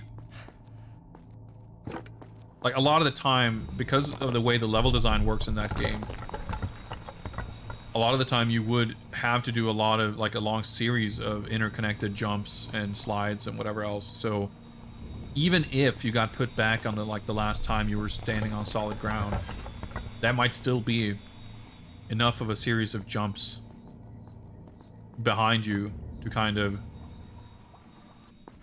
basically constitute a pretty regular kind of checkpoint.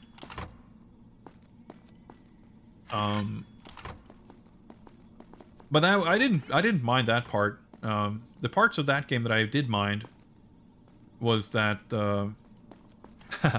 you know, if the prince in this game seems like a dick, boy, you should... I could not recommend that one, because the prince in that game... is voiced by Nolan North. So quiet out there. Oh, she came in. I It's see. terrible. But also Who's just doing Nolan? He's just Maybe to Nathan you. Drake, basically.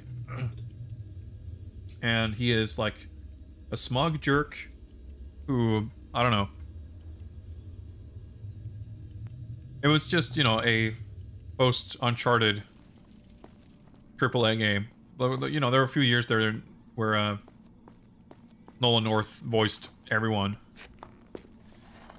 And, you know, you got a lot of casting directors saying, oh, I want someone like that. It's like, well, let's just get him then. And, yeah. But it's kind of interesting. It's actually got a pretty open-ended, like, it's got this sort of hub world. You go to these different sections, and each section has, like, a bunch of these orbs to collect. A lot of orbs in games, right? And the orbs act kind of like Super Mario 64 stars, where there are these, like, locks, and, like, gated progress where you need such and such. You know, you need 120 orbs to unlock this thing to gain access to this area, and you can kind of do things in a slightly different order. You don't have to get everything in an area. You can kind of get enough to unlock the next one, etc.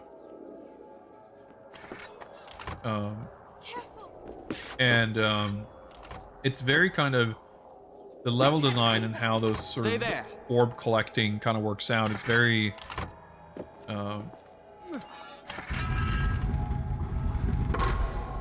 you travel along these lines and routes. Like, it's almost like not like a Tony Hawk game exactly, but sort of focused a bit on movement and getting around and traversal.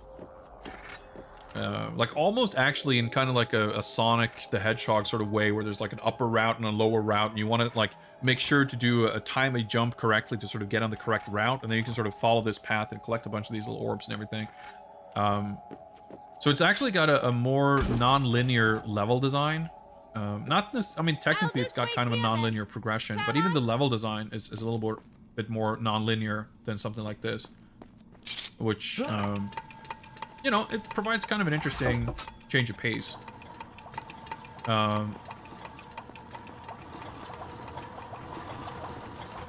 But what ended up making me not finish the game had nothing to do with any of that. Simply put, the game soft locked. Like, all right, we're back here. Did I change something out here? No, we're back here. Right. I played through like 2/3 of the game, or maybe more, I don't know. And then I collected a bunch of orbs. And then Are you all right? I heard. And then I went to the gate thing. No permanent damage. And it's like, all right, you got 200 orbs. Let's open the 4th door. And then the 4th door just didn't open, and the game was saved. And it's like, Do you think you can reach it? okay, I guess I'd have to start over. And I felt no guarantee that starting over would actually make it work. So I did not start over. I just quit playing. But that game is also actually backwards compatible on 360, or on Series X rather. So, assuming that I wouldn't have that same issue, I'm actually not at all opposed to the idea of... Can I actually get up there? I guess so. Giving that a shot. So, like, I kind of feel like at this point, I'm pretty tempted to just play all these games in order. Not necessarily back-to-back, but I'm definitely... Like I said, I mostly kind of enjoyed that game. It's not my platonic ideal of a Prince of Persia game by any stretch, but I didn't dislike it. And I would have liked to have finished it. I would have liked to have been able to finish it, at least. Here I am. Now pull the lever. Well, I don't know anything about Destiny, but I remember hearing about what you're talking about. But my impression is more that they probably couldn't afford Peter Dinklage. I can reach this one. So they wanted to do like more dialogue or something. So they're like, eh, let's just recast. Your turn now. Maybe the truth is somewhere in between, or maybe I'm completely wrong. I don't know. I really could not care less, to be honest.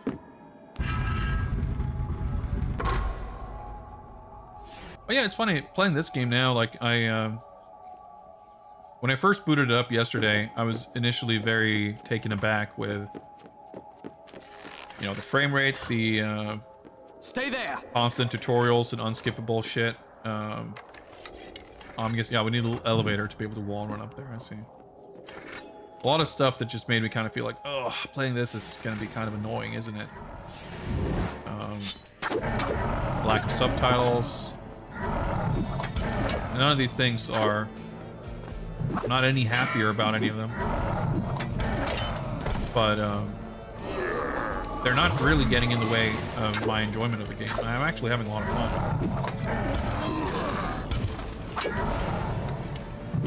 Combat's kind of whatever.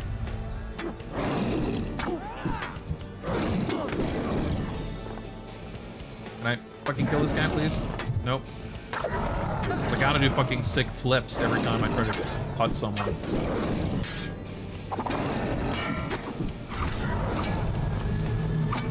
I didn't need to stab him again. It was a bit of a waste of meter, but that's fine.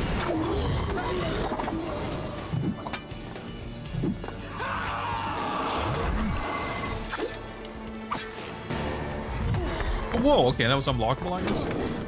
So was that, I guess?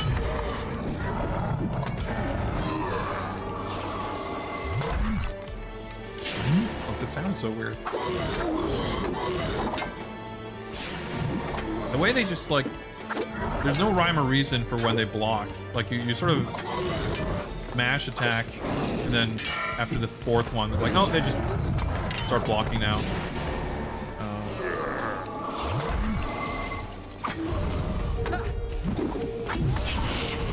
Extremely lucky with that.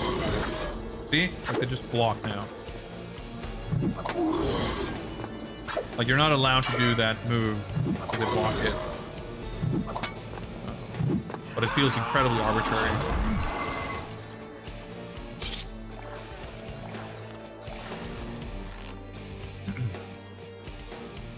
Of course the combat's not over. I knew the fight's not over. It felt like it should have been over. It felt like it was over. And that's how you know that it's not. All power tanks created. Well, I guess that's like for now, because we'll get... Wait. R plus L for Mega Freeze. Oh, I guess I lost meter to do that.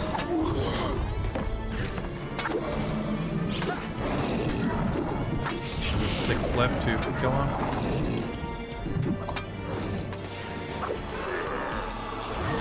Dude, why are enemies still spawning? And another one. Jesus Christ. It's like...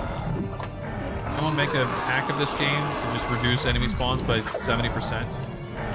Like, we get it. It's like, it's not an interesting challenge. It's just tedium. Pure tedium at this point.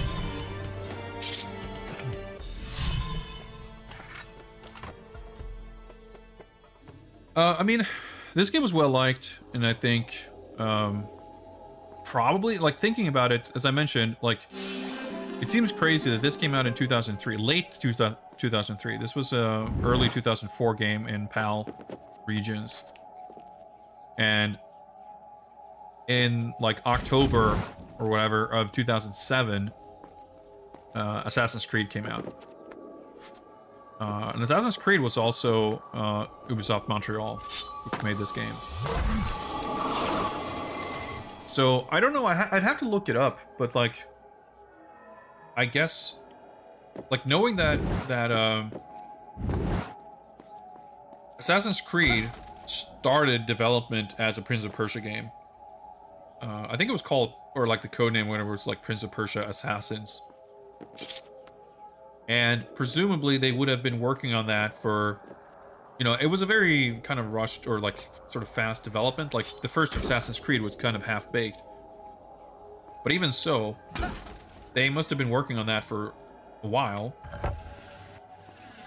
And raise an elevator. Oh, I guess is there boxes to be dragged here? Oh, do I like push? Yeah, I see. So the time frame, like especially with sort of modern, with modern eyes, the idea that they could push this out in 2003, and then 2 sequels, and then do what was essentially supposed to be kind of a reboot, but turned into its own thing with Assassin's Creed in 4 years.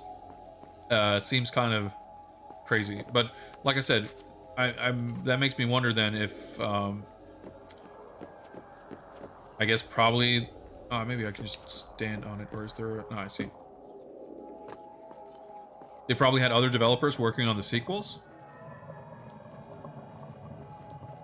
but it's probably also true that the sequels had shorter development times than this. Which kind of makes sense, because obviously there's a lot of tech and stuff that you can kind of repurpose and reuse. But it makes... you know, that kind of makes sense. Which could go some way towards explaining... Please be careful. Them not being as, like, sort of fleshed out or whatever. Keep throwing enemies at you to fill up your tanks. I mean, kind of, yeah, because I never used the rewind in combat. Which sort of makes the concept of having separate resource meters almost... I'll start the story from here next time. Not redundant exactly, but I don't know. I'm all right. Stop doing that. But yeah, like it's just, like I said, it's kind of interesting. You have so many games coming out so rapidly, and then you had... It also just feels like Assassin's Creed, of course that series has been going for a long time now, and there's a lot of different games, but even with that first one, everything, even between the 2000s and today, things just move so much slower now. Like, games take longer to make, so trends take longer to develop and stick around for longer, and any one studio, like especially within the AAA space, they're gonna put out a game and then the next game is gonna come out like 6 years later, you know? So to think that we went from this to, you know, this series and this style of game almost feeling like such well-worn territory that it's like time to move on, time to reboot, time to do something different in 4 years, feels weird. It isn't, but it feels that way because just not used to it. Sultan Zoo.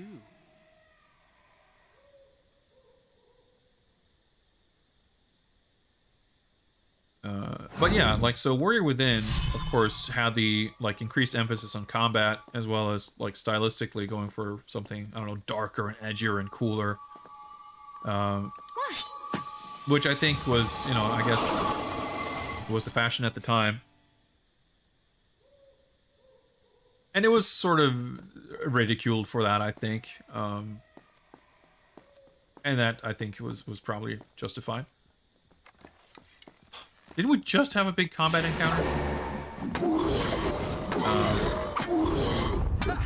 And I think this game is definitely the one that's like the most fondly remembered and everything. And I think Warrior Within is definitely the one that's the most mocked. But I don't know that it's... I guess that makes it seem like that would be the... Can't do that move either. So I literally have to do this. And just do one attack at all. Okay, just like that. Two Thrones, I guess, is a game where you didn't necessarily hear that much about. But I remember really liking it. Help me. In fact, I, unlike Warrior Within, I actually finished that game. And I thought it was actually really cool how you could, there are sections where you can kind of sneak your way around enemy groups. So if you did some platforming, you could avoid enemy encounters. And if you failed platforming, the failure state was like, well, now you have to do some fighting.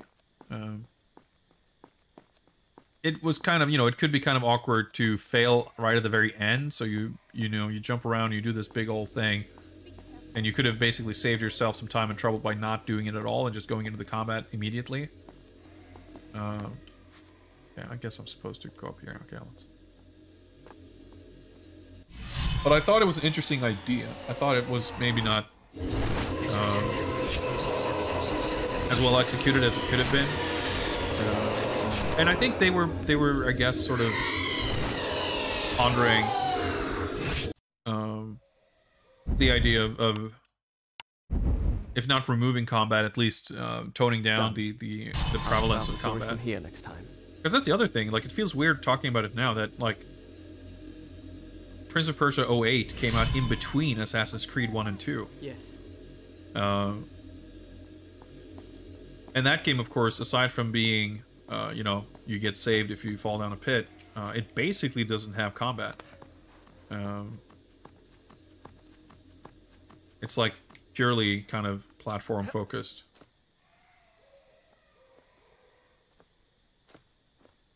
Again, I don't know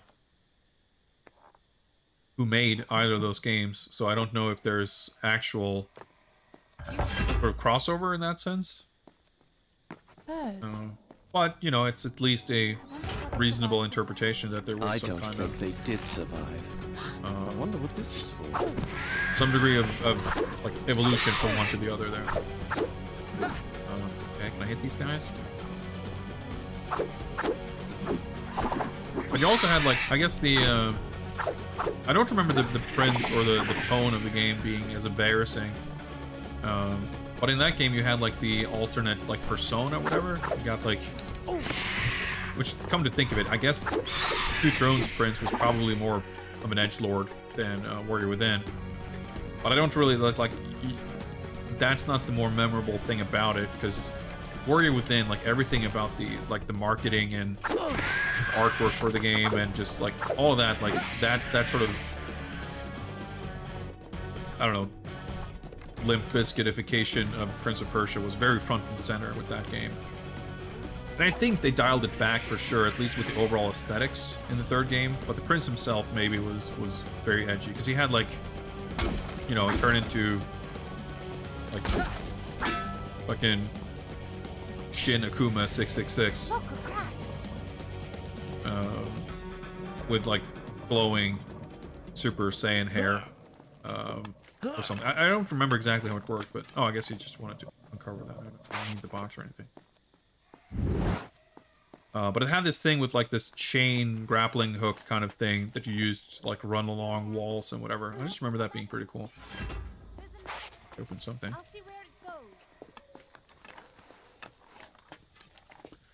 So, like I said, I didn't finish Warrior Within because it felt kind of repetitive and... The Sultan's pride and joy. It didn't keep my interest, but I did like Two Thrones. As a child, so I'd be very curious to play those again and see if I felt the same way. Now it was a place of terror, an abandoned ruin laid waste by the sands of time. Here I am. You crawling through here? No, I guess not. She's so. Oh, I guess she will crawl through there eventually. I'm getting really thirsty and I'm all out of beverage here, so I'm gonna refill and take the opportunity for a short break. I'll be back in just a couple of minutes. I get so perturbed by the prince fucking talking during the pause screen. Anyway, I'll be back in just a couple of minutes.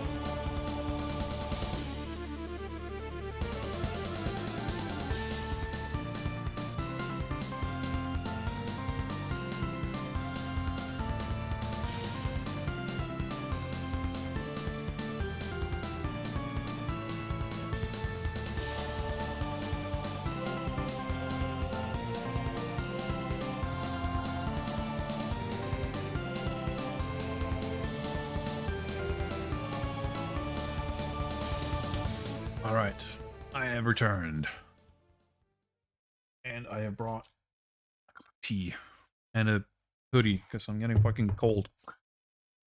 Man, winter kind of sucks. I'm not a fan of winter. So we're kind of almost halfway through January at least. So we're pushing onwards and forwards, and it'll be spring before you know it. I'm looking forward to that quite a bit, I have to say. That's very hot and very flavorless for now, but that's fine. It'll sit there, and hopefully I'll catch the perfect 30 seconds in which there's enough flavor and warmth left in that, but that's fine. Then I'll continue. Okay. Can we just skip winter? Yeah, I mean, that's, yes, as far as I'm concerned.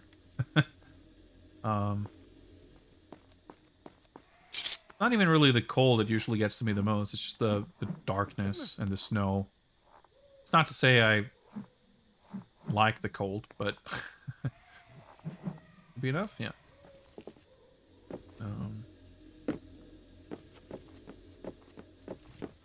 I mean, I appreciate the contrast of like if it wasn't for winter, I wouldn't appreciate spring as much. That's kind of like, I don't know. I mean, to be honest, I really can't imagine. Do you really like? That's so ridiculous that you get all that way up from there. All right, that's fine.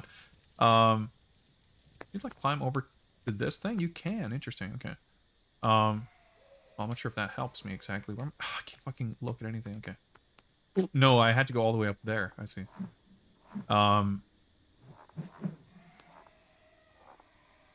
I can't imagine living somewhere where it's like kind of warm all year round. That feels weird to me. The only issue I really have, honestly, with the seasons here is just I think the winter is too long and spring and summer is too short, basically. I mean, seasons, climate's fucked, basically, and everything's weird, but yeah. But I've never really liked winter much. What's up, NPC?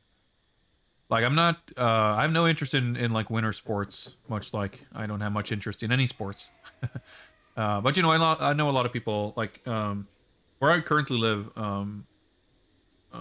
winter sports is very popular, so I have a lot of, you know, friends, coworkers, etc., who are into skiing, etc. So, like, these are probably just jump from here. Not that way. Can I rewind it? Okay, there we go. And I understand if you're, like, into skiing, then I guess you would be into the idea of there being snow. That kind of thing. Alternate angles here. There we go. And whatnot. I've also heard people make the argument that the snow brightens up the darkness of winter, which, you know, again, it's not technically untrue. But it's also fucking annoying as shit to walk through. And it's gonna melt, and it's just a big old hassle. I think snow is pretty, but it's very annoying, and it's like... By the time Christmas and New Year is done with, like, by now, I'm, like, so done with snow. I enjoyed having some snow around for, you know, for the atmosphere in December. But by January, let alone February and March, like, I'm so done with snow. And that time of year is when it's not necessarily the snowiest, but it's the coldest. It's not, you know, we're past the winter solstice, so things are getting lighter, which I'm happy about. Days are getting longer. I'm actually noticing in the afternoons, like it's still dark when I go home from work, of course, but it's no longer pitch black outside by like 3 p.m. And even in the mornings, it's a little... No, I didn't... you get like sucked into it. As you wish. Like navigate very carefully here. But yeah, like as I mentioned, I love spring because I like summer, but it can be a little can I drop down? Yep. I would say generally I'm much more sensitive to heat than I am to cold. So things being a little bit too cold is okay, but if it's a little bit too hot, Thanks. I'm not a fan. If you're like on holiday and you're just literally doing nothing, I really don't mind blistering heat if I'm just like laying down on a patch of grass, taking a nap or whatever. But if I'm trying to like do stuff and it's like really hot inside, Believe the rest of my tale it's until terrible, now, and I can't sleep perhaps if it's you too will also hot, like that believe kind me of when I thing. tell you that as we made our way through the moonlit I can nap on a patch of grass, I began to guess, but feel if I'm trying to strangely sleep in drawn bed to and the I'm girl like at my sweating in my side. sheets and everything, that's My reason terrible. I told hate me it. to distrust her, for she had good cause to hate me. But if it's cold and I Yet can she put had on, proven you know, herself some a extra loyal blankets or a pillow or, you know, etc., just I cozy up, confess, like, yeah, you know, I that was works grateful fine. for the company of someone who, like me, But this, usually in spring, it's like you get kind of, it's more about the transition. Like if spring came after summer, I wouldn't feel as strongly about it. But it's just because you're coming out of winter, you can kind of hang up your winter jacket. You can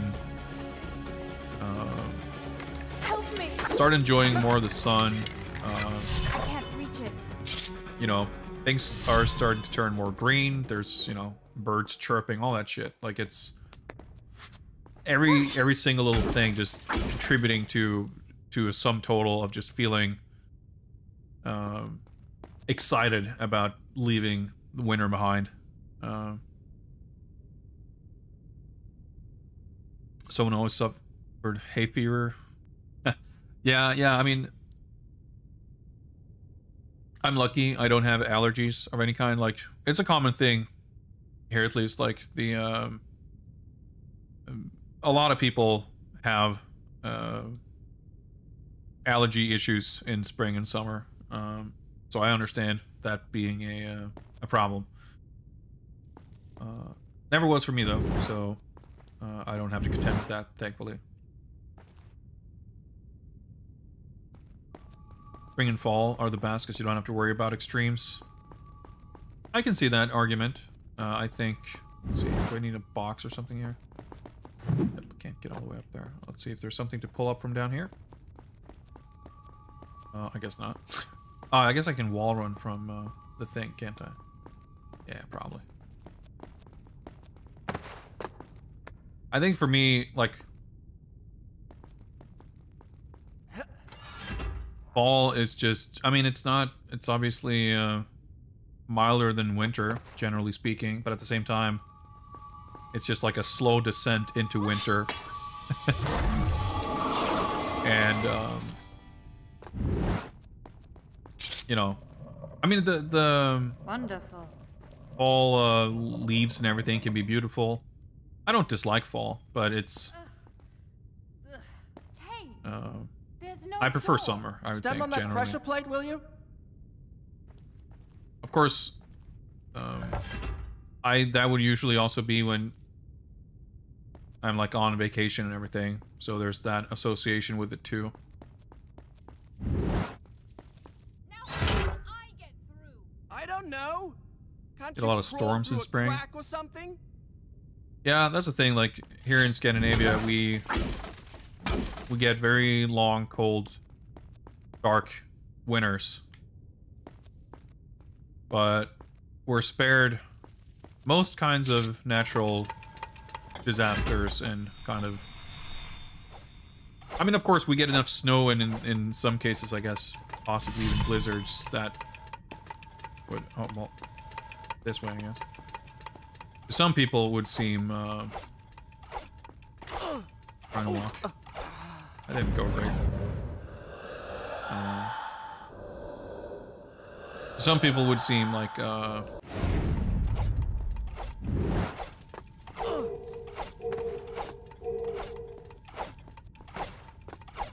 oops.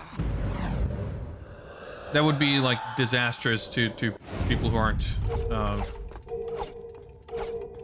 used to it or equipped to handle it, I guess. But like, we don't get earthquakes, we don't get storms, like to that degree. We don't get like fucking monsoons or anything really.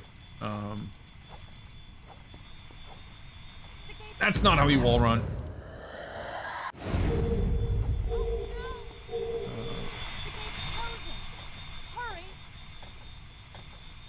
Fuck's sake, I was not standing on it.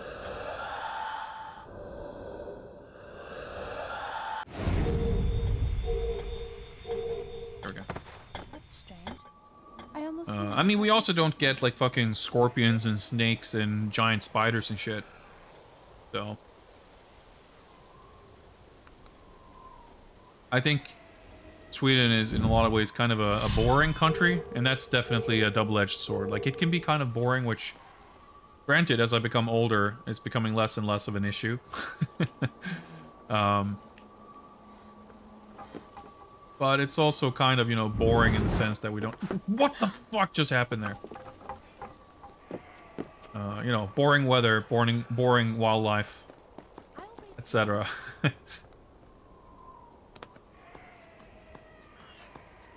Just curious to see what this is. Well, like, I'm assuming I was supposed to jump over that bridge, but...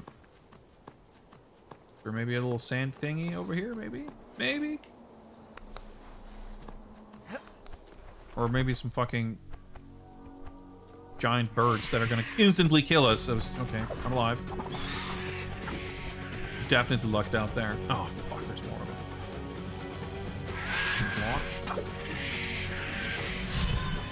Okay, whew, survived. Of course I can't. Can I rewind?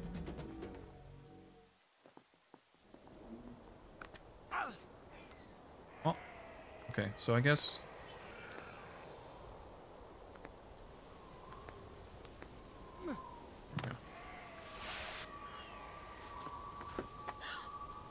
Okay, I'm alive.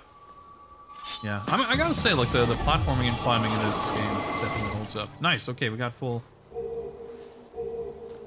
Regain Mega Freeze power, create new power... Okay, yeah, that's right, the Mega Freeze. It only works if you have same amount. Okay, so... Guess I'm a very roundabout way to get back here. It's fine. I get to climb a bit more, that's always fun.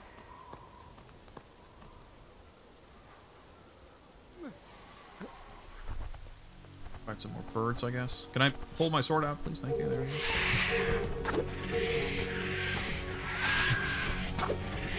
At least I can have a consistent way to fight these guys. It's, not to be taken for... Okay. Birds spinning around. Not to be taken for granted with any bird enemies in any game, but also not to be taken for granted with any enemies in this game. But like, how many? There's still 2 over there. There's like, what, the 6th one? Like, there's 2 would have been enough. It's just like waiting. Okay, let's get a sip of this fresh water here. Get up a little bit. There we go. Drinking.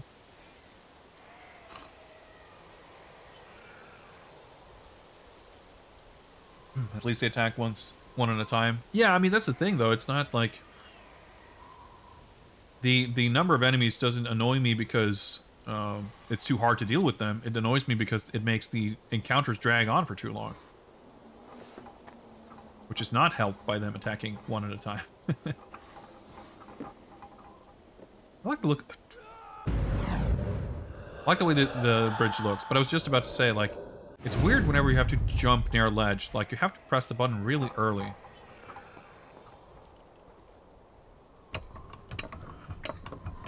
Is this actually the path I was supposed to take? I don't know. Guessing this is doing something, though. Yeah, I guess this was the path I was supposed to take, because I just saw there was a bridge, and this seemed a little more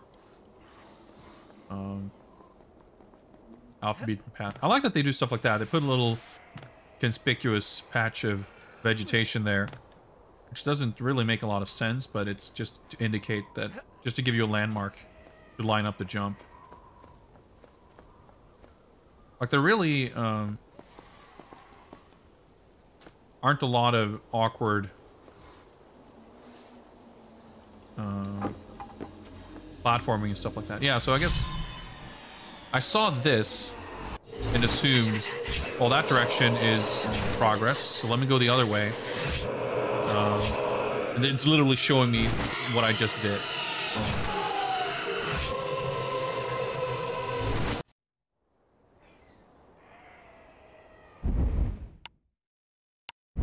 So we're about a third of the way through, it looks like.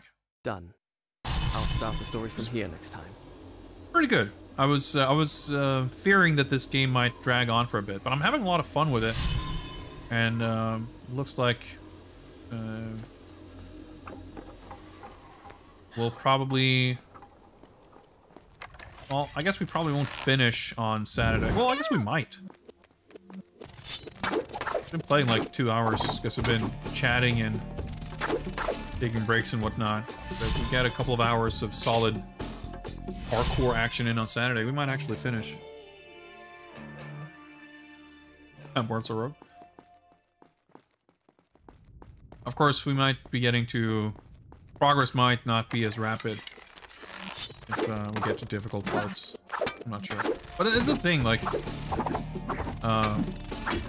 not that I would expect specific similarities per se, but it's interesting to compare these to the Onimusha games, which, you know, came out over a very similar time frame, where each game was longer than the last, because I think that was definitely, you know, over that generation of consoles, the sort of expectation for how long an action game should be kind of started to extend. Like, there's a lot of sort of PS1, like 90s action games that are maybe, you know, 2 hours long. And then you have PS2 games that are like 6 hours long. And then you have like late era PS2 games that are like 15 hours long. This game being like 6 to 8 hours feels about right. But it makes me curious if the sequels are much longer. Alright, so that's a new enemy type. Oh, wow, okay. I'm actually allowed to do this move on this guy, so...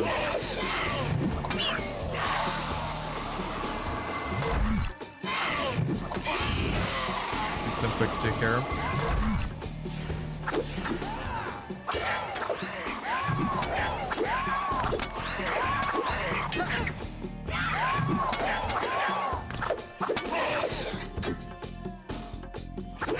That actually worked. Usually when they start to respawn, that shit barely works.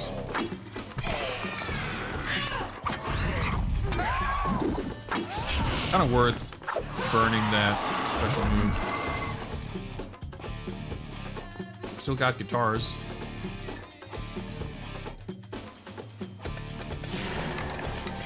Yep, there we go. Like a weird delay.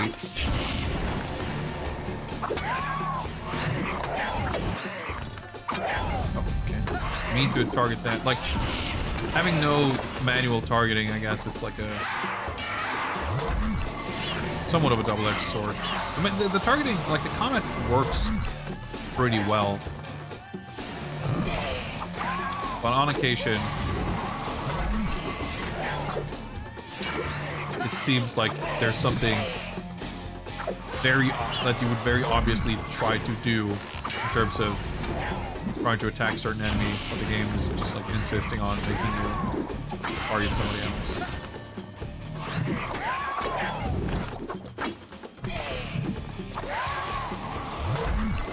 I wish there was some,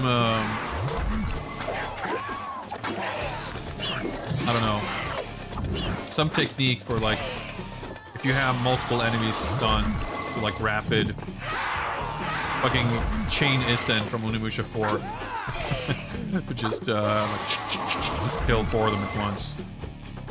Because even when they're like all lined up ready to be killed, just going through the motions of doing it is just like, oh, it has such a plodding pace to it. I feel like that's maybe one of my largest grievances with the combat. It just feels dragged out. You understand, don't you? Because there's so many of these like cool animations that you just have to go through.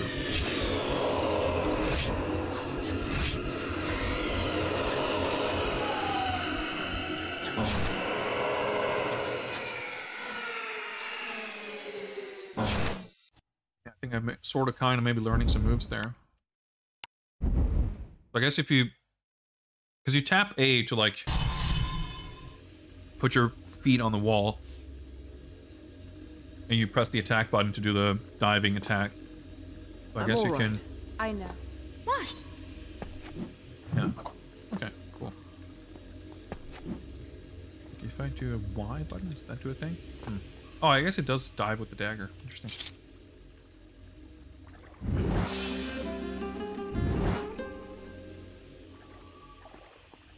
I feel like the music does not really have much of a presence in this game. At least I haven't really been noticing it or thinking about it, except for the occasional combat guitars, I guess, and those little jingles. I mean, obviously the original game wasn't like wall-to-wall music either, but something it feels like they could do to bring a little more atmosphere to things. I'll wait here. Can't even fucking see where... Okay, the camera here didn't really... Do I, like, climb the grate, or... like this? Careful. What, do I go down?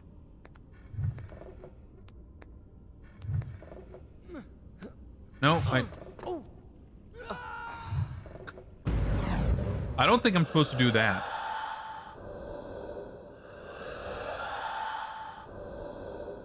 I mean, I'm safe enough standing here, I guess, but...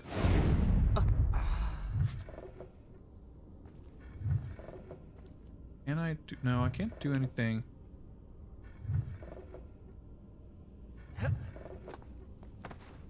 That's strange. I almost feel as if I've lived this moment before. Can't hear a word she's saying. Alright. I think I'm probably supposed to go there. Let me just, make sure. I'm not gonna watch the vision again. I mean, it looks like that's kind of the only path forward. I'm assuming we're gonna fold down something there. Yeah, first person view. Yeah, that's gonna like open or whatever. Whoops. Like in first person here. Can I?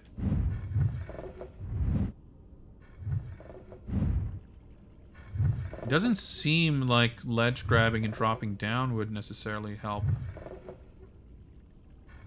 Sometimes, I mean, for the most part, I just kind of praised the game for previously.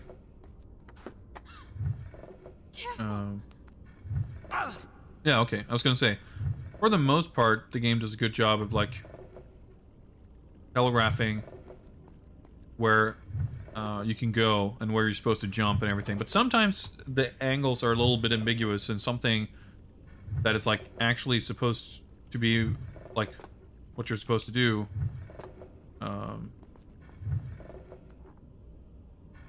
just looks like it's something you would never be able to do. So it's like, wait, surely that's not where I'm supposed to go.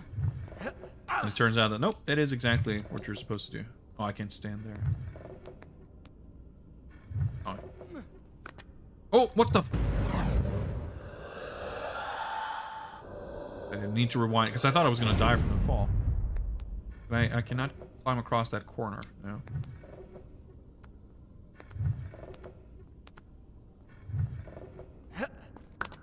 Yeah, he just won't grab it. That's fucking weird.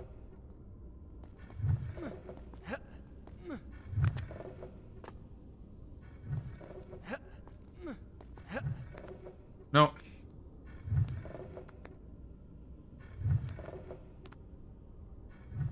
Well, okay. Oh, I guess I just continue wall jumping, I guess.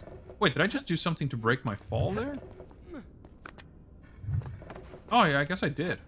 I'm not sure if I was like mashing buttons, so I'm not sure if it was...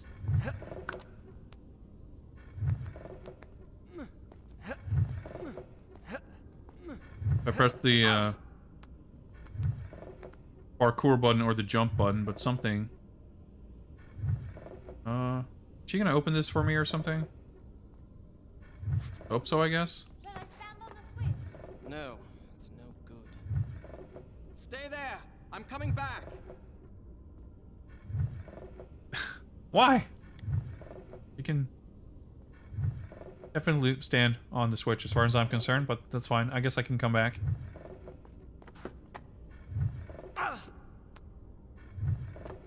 Nope. Okay. I guess it's pressing the jump button because I was pressing the run button and that didn't help. Or the... whatever. The R trigger.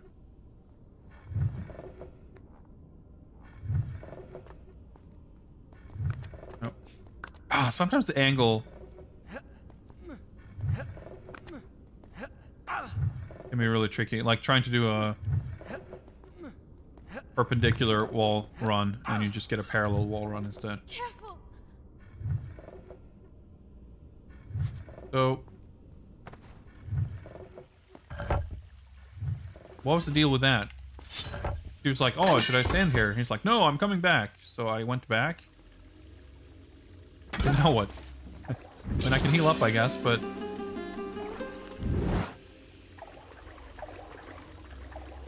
was I supposed to do something else here first? Can I grab this ladder? Probably not. Yeah.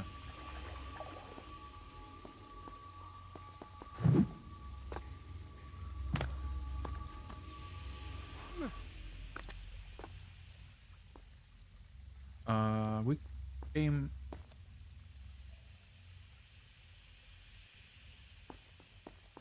from here, right? Maybe I should have watched the vision. I mean, I don't mind trying to piece together shit myself, though.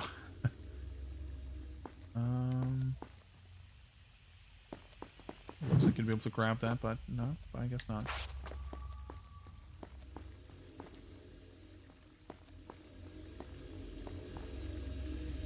Maybe I misheard the dialogue, because you can't hear shit in this game when people talk. It sounded to me like she asked if she was, like, if I wanted her to step on the plate, which I guess presumably would then, like, open the door. But then for some reason he's like, no, don't do that. I'll just not progress and turn around. Like, okay.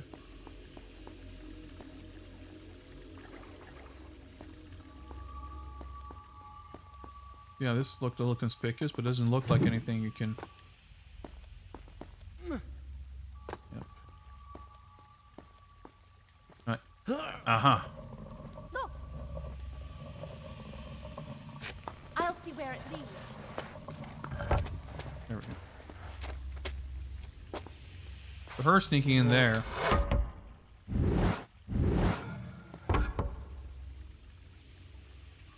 I wonder if that is... maybe that's her way of getting to where we're supposed to go. But I guess we're gonna have to come back here, right? Because there's, like, stuff here. There's, like, a sand ball up there.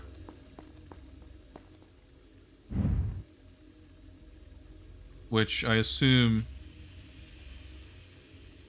I can't get to currently. Unless... the game doesn't seem to be, like, all that backtracking-y. I didn't quite mean to jump over that thing, but... we can, I guess, go over there. But this looks like it's all... yeah, it doesn't look like I would go up from here. This is probably... if we're coming back, I guess that's probably how we're coming back, or... I don't know. Well, I suppose worst case scenario, we miss a thing. It's not like I expect that we're going to finish this game with all 100% of items collected or anything, so...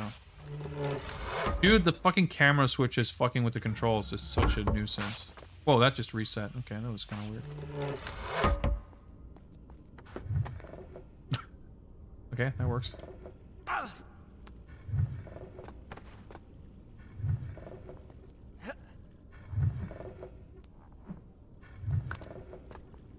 No! Oh, that was kind of lucky. Should have made sure to face the wall, I guess, not the giant bit of spikes.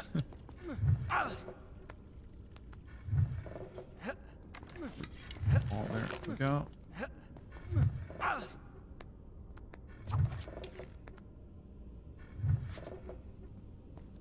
And now the door's open. Got it. Which means I don't know that we're going back there, but whatever. Ah, okay, so we got these little grates on the door, so we saw on the other side, which I guess is some kind of dam kind of thing, like water. Yeah, they're very conspicuously showing the water faucets. I don't know. Oh shit, sword. Okay, that's a thing, I guess.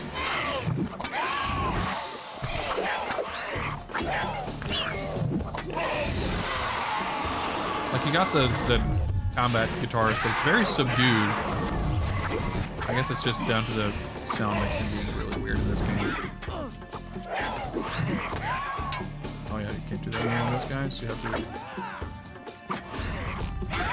do that.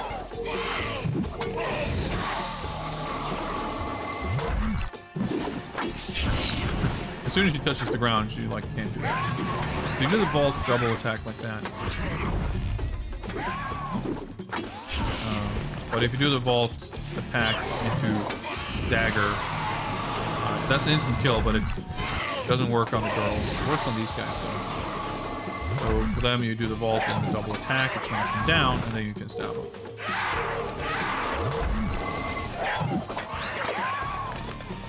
There you go.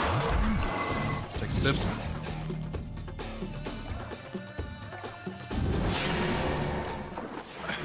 Why did I even think for a second that the combat was over? That's kind of weird, but cool. I didn't mean to do that attack, but I hit both of them at once.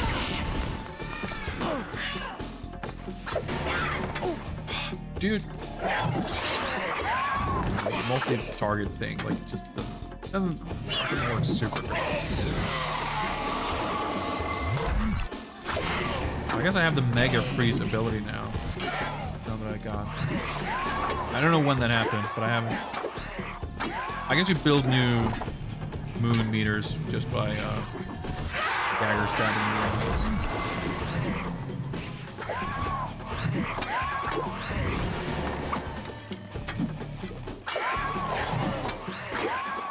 Be able to fill it up to be able to freeze everyone. First, I have built up just in time for. I was gonna say just in time for enemies to. No, I pressed the wrong button. I was trying to do the Mega Freeze, but I held L and pressed R. You're supposed to hold R and press L.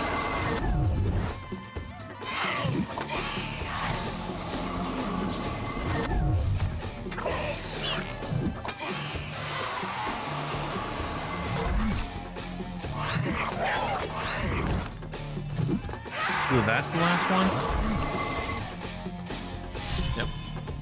I guess I haven't really been thinking about it, but I guess combat encounters usually end with that actual camera change kind of thing. There's something glowing up there. I saw it from the ledge. So you couldn't really mistake combat actually. No, I wanted to drink. Of course, it doesn't change the fact that still feels like stuff is over when it isn't.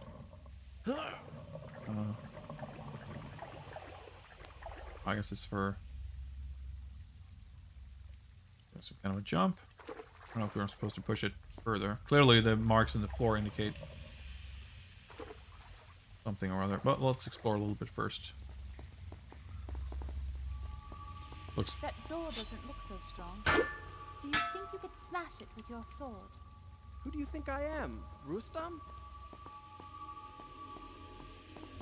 I guess if I get the sword, I can break it. Because my current sword is too At the shit. end of those 3 doors, there's some kind of lever.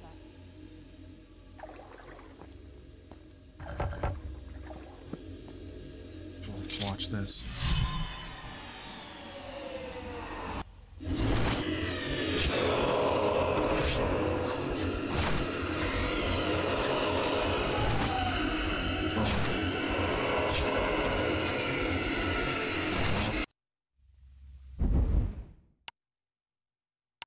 Wait, did I go from 33% to 33%? There's like 2 different save points Done.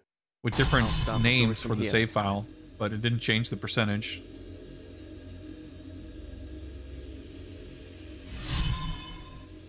No! Oh my fucking god. As you wish. Awkward to move around it. Alright, well, clearly we can push this into that, because that's what we were shown. Oh, there's an upgrade. And That's 2 doors open. are you supposed to be able to hear what they're saying? It's ridiculous. Oh, I guess this is wet. Nope. Okay. You did it. Hurry, before it closes. You did, oh yeah, I successfully did something. Like, I guess I had to open that other door.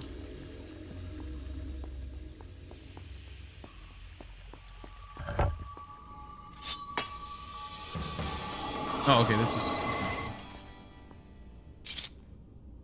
There was like a table or something with that sword on it somewhere, but I guess that wasn't here.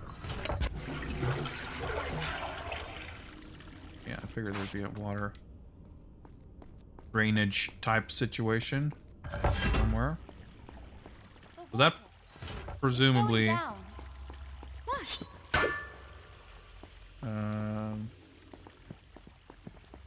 Wait, is this all dry over here too? Oh, it is.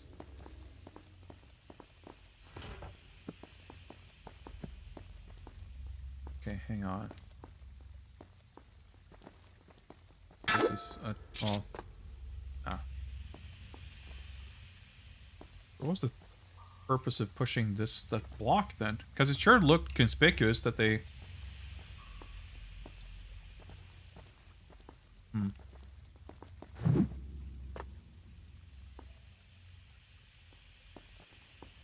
Obviously we can swing off these poles here. Okay, sure. I don't know what the camera was doing there, but... Oh, I see. No, I gotta swing to this thing.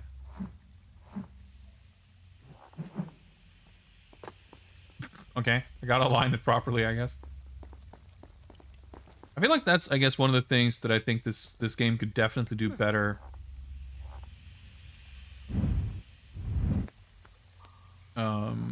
A lot of the time, the level design... Like, the platforming challenges are fun. And once you get onto an obstacle, you can usually see what's up next, and you can kind of piece together, oh, I'm supposed to go there. Like, it turns into this kind of obstacle course.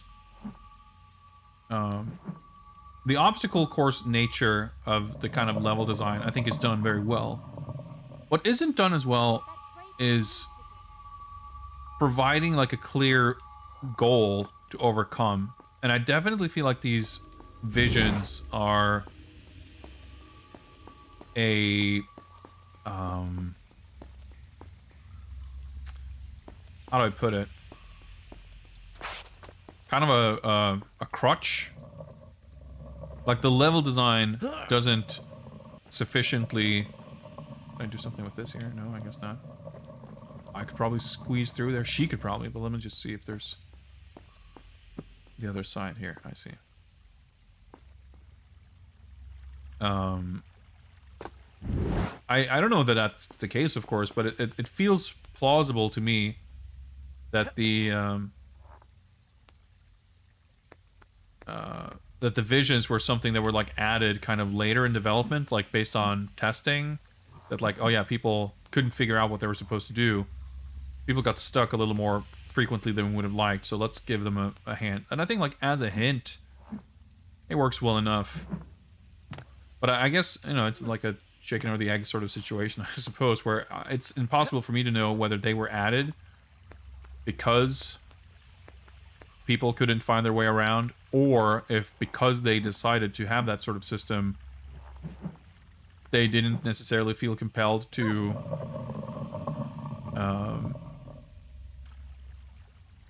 provide enough contextual clues, like, from the level design itself. Because it's like, yeah, you know, the vision will show, so that, like, because there's no necessarily frustration with not being able to figure stuff out. I think where my kind of frustration comes from, frustration isn't even the right word for it. Stay there. Don't worry about it. The reason I feel like there's room for improvement is that I don't often feel like I'm coming into a room, seeing a problem, and then having to piece together, like, aha, but if I go this way and do this and do that, that's gonna get me closer to solving my problem. My kind of engaging with the obstacles and the platforming and whatever, like, I usually... Oh, that's the wrong button. That's the wrong button again. I figure out what I'm solving as I'm solving it. I'm not, like, seeing a problem, thinking of a solution, and integrating, like, and like, implementing that solution. I'm finding the solution first, and then I'm like, oh, okay, I see that. That's the problem I'm solving. And I think that's a little unsatisfying. I mean, looking back to the original Prince of Persia, sometimes it could be like that. And I thought it would drop down here somewhere. Maybe it was higher up. The first room. I didn't really look too closely. That's where the hatch was, of course.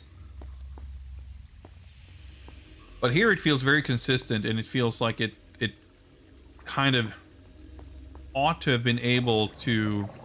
I mean, it makes attempts. You know, you come into a new area, and you get these, like, swooping camera motions where they show stuff ahead of time. But I think, I don't know, between the camera and the level design, and, like, the game doesn't do as good a job, I feel like, as it could, in terms of always keeping the player's kind of immediate objective visible and apparent and obvious. And I think just like good practice in terms of keeping the player kind of engaged and motivated to achieve something, you know, a particular... Can I? No. Like, you sort of end up being a little... No, well, okay.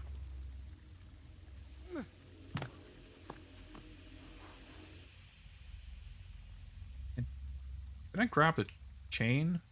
Seems like it's not quite aligned.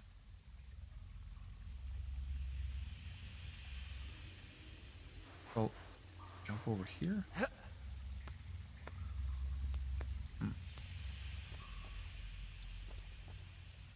Like, I'm thinking a lot of, it's not really what I meant. Oh, you can't jump across, actually. Oh, no, there we go. Whoops.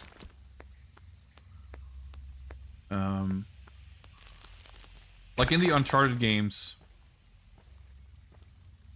like they've done like talks at GDC and stuff, and you'll see, like, if you're aware of it, it's like extremely obvious.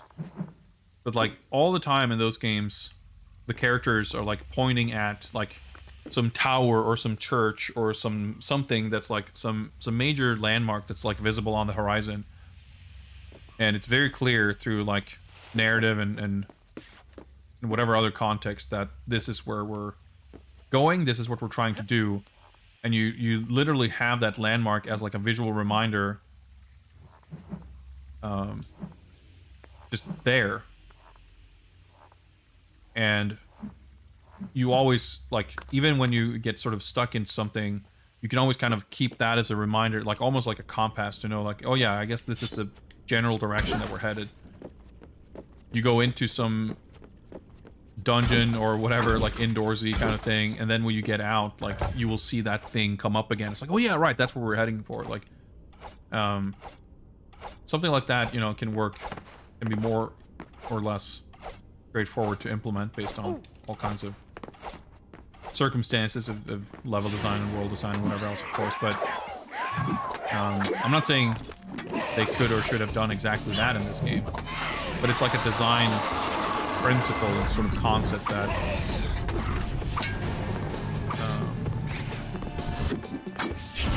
something like that I feel is kind of missing in this game. And it's the thing that I think could have done. But like, I don't think it's a big issue that I'm like confused or stuck, but it feels like certain, like, it's a good thing that the climbing and jumping is as fun in and of itself as it is, because it means I don't have to be like supremely underwhelmed and kind of like, oh shit, okay, I guess that's, oh whatever, like, let's do this. Oh shit, you can do this. You do the mega freeze. Okay. That's what I was asking for. I'll just fucking mash X. With the the joystick in some directions. Kind of goofy, but hey, makes the combat go faster, so that was worth it. And I was like, hey, there's only 2 guys left. Do I want to use this ability? Well, it turns out that fucking 6 more dudes spawned, so that was a good choice.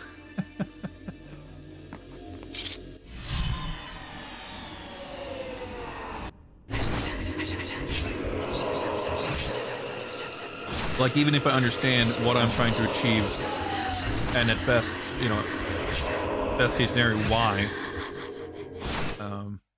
as I'm solving it, there's still 33%. There's like 3 save points worth of 33% progress. I'll start the story from here next time. The joy, like, you're not doing the platforming to get to somewhere. You're doing it because the platforming itself is fun. So it's like fine. Did one of these doors close behind me? Guess it must have. Well, probably that closed door.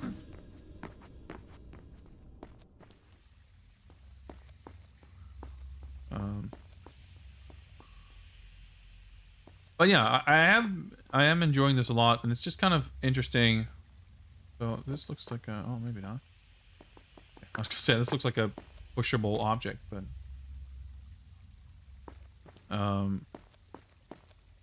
no, it is. Okay. Question is, do I jump? Oh, I can. Okay.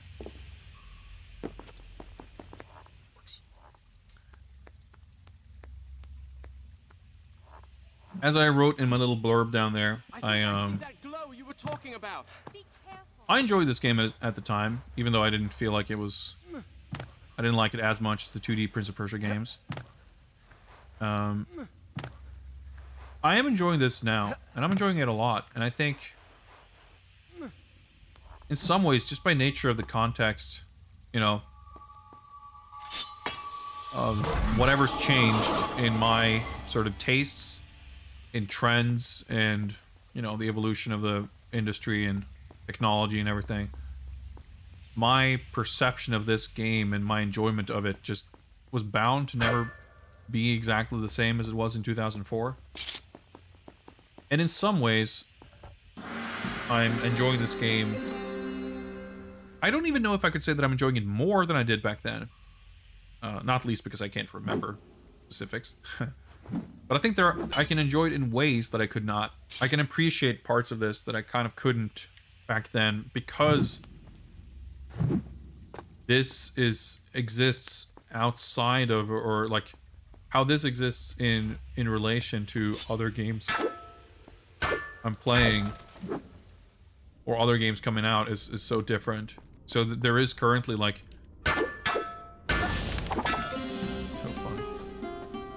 there's something kind of quaint about this, right? There's there's a novelty to playing a game like this. It's like sort of nostalgic You do have this in a way that it obviously would not have been. Man, there's fucking no water here anymore. No, I was gonna say there should be up here, but that's not even true. Ah, there's a little pool of shit. There's like a refreshing aspect of seeing certain things that's different from how I would have perceived it. Wait, hang on. I broke... There was some other breakable door in here, wasn't there? Side, maybe? There is. Fuck, is that progress then? Did I skip? I broke that wall and we heard a little jingle. I assume that's like progress. Let's break this and see. the same sword you had before. I think this looks like progress. Let's go back.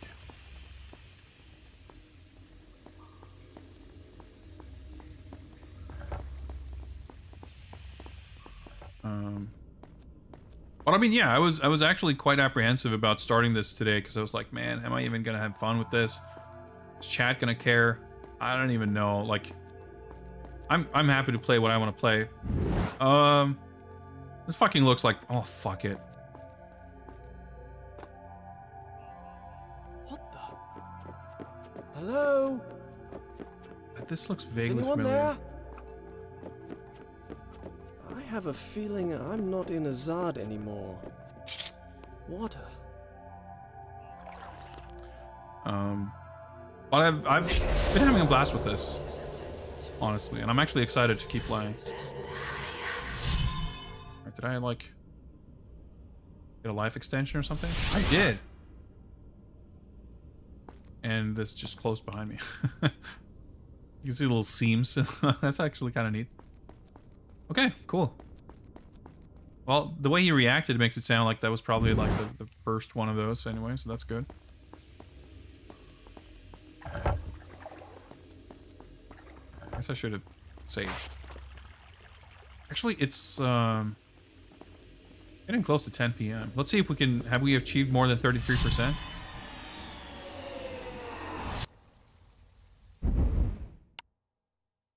Well, we hadn't at that point. Done. I'll start the story from here next time. Let's, I just want to walk into this again to see if we have, It's still up 33%. Okay, that's... It's destiny. The game does not want us to achieve more than 33%. I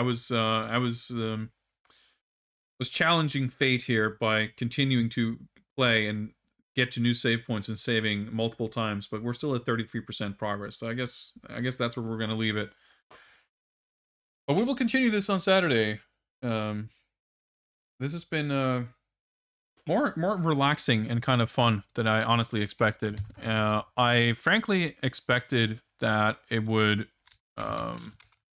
annoy me because that, again, my first impression just booting it up was like, oh man, there's some stuff that, like, aspects of this that I absolutely would not have remembered because they were just so par for the course at the time with the, the way the cutscenes work and the subtitles and whatever else.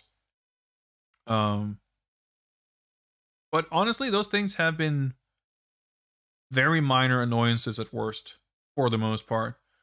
And it's just been very fun. And even the combat, which is like easily the weakest part of the game, and I like to complain very loudly about it, has actually been, not too much of a nuisance. Not too much of a nuisance. Thanks a lot for hanging out, guys. We will reconvene on Saturday for more Persian action. But for now, I'm going to send you all over to Duke Donuts, who's playing some Golden Axe. It's always a good time. So take care, everybody. I'll see you guys Saturday or whenever else we meet up. And until then, take care. And see you then. Bye.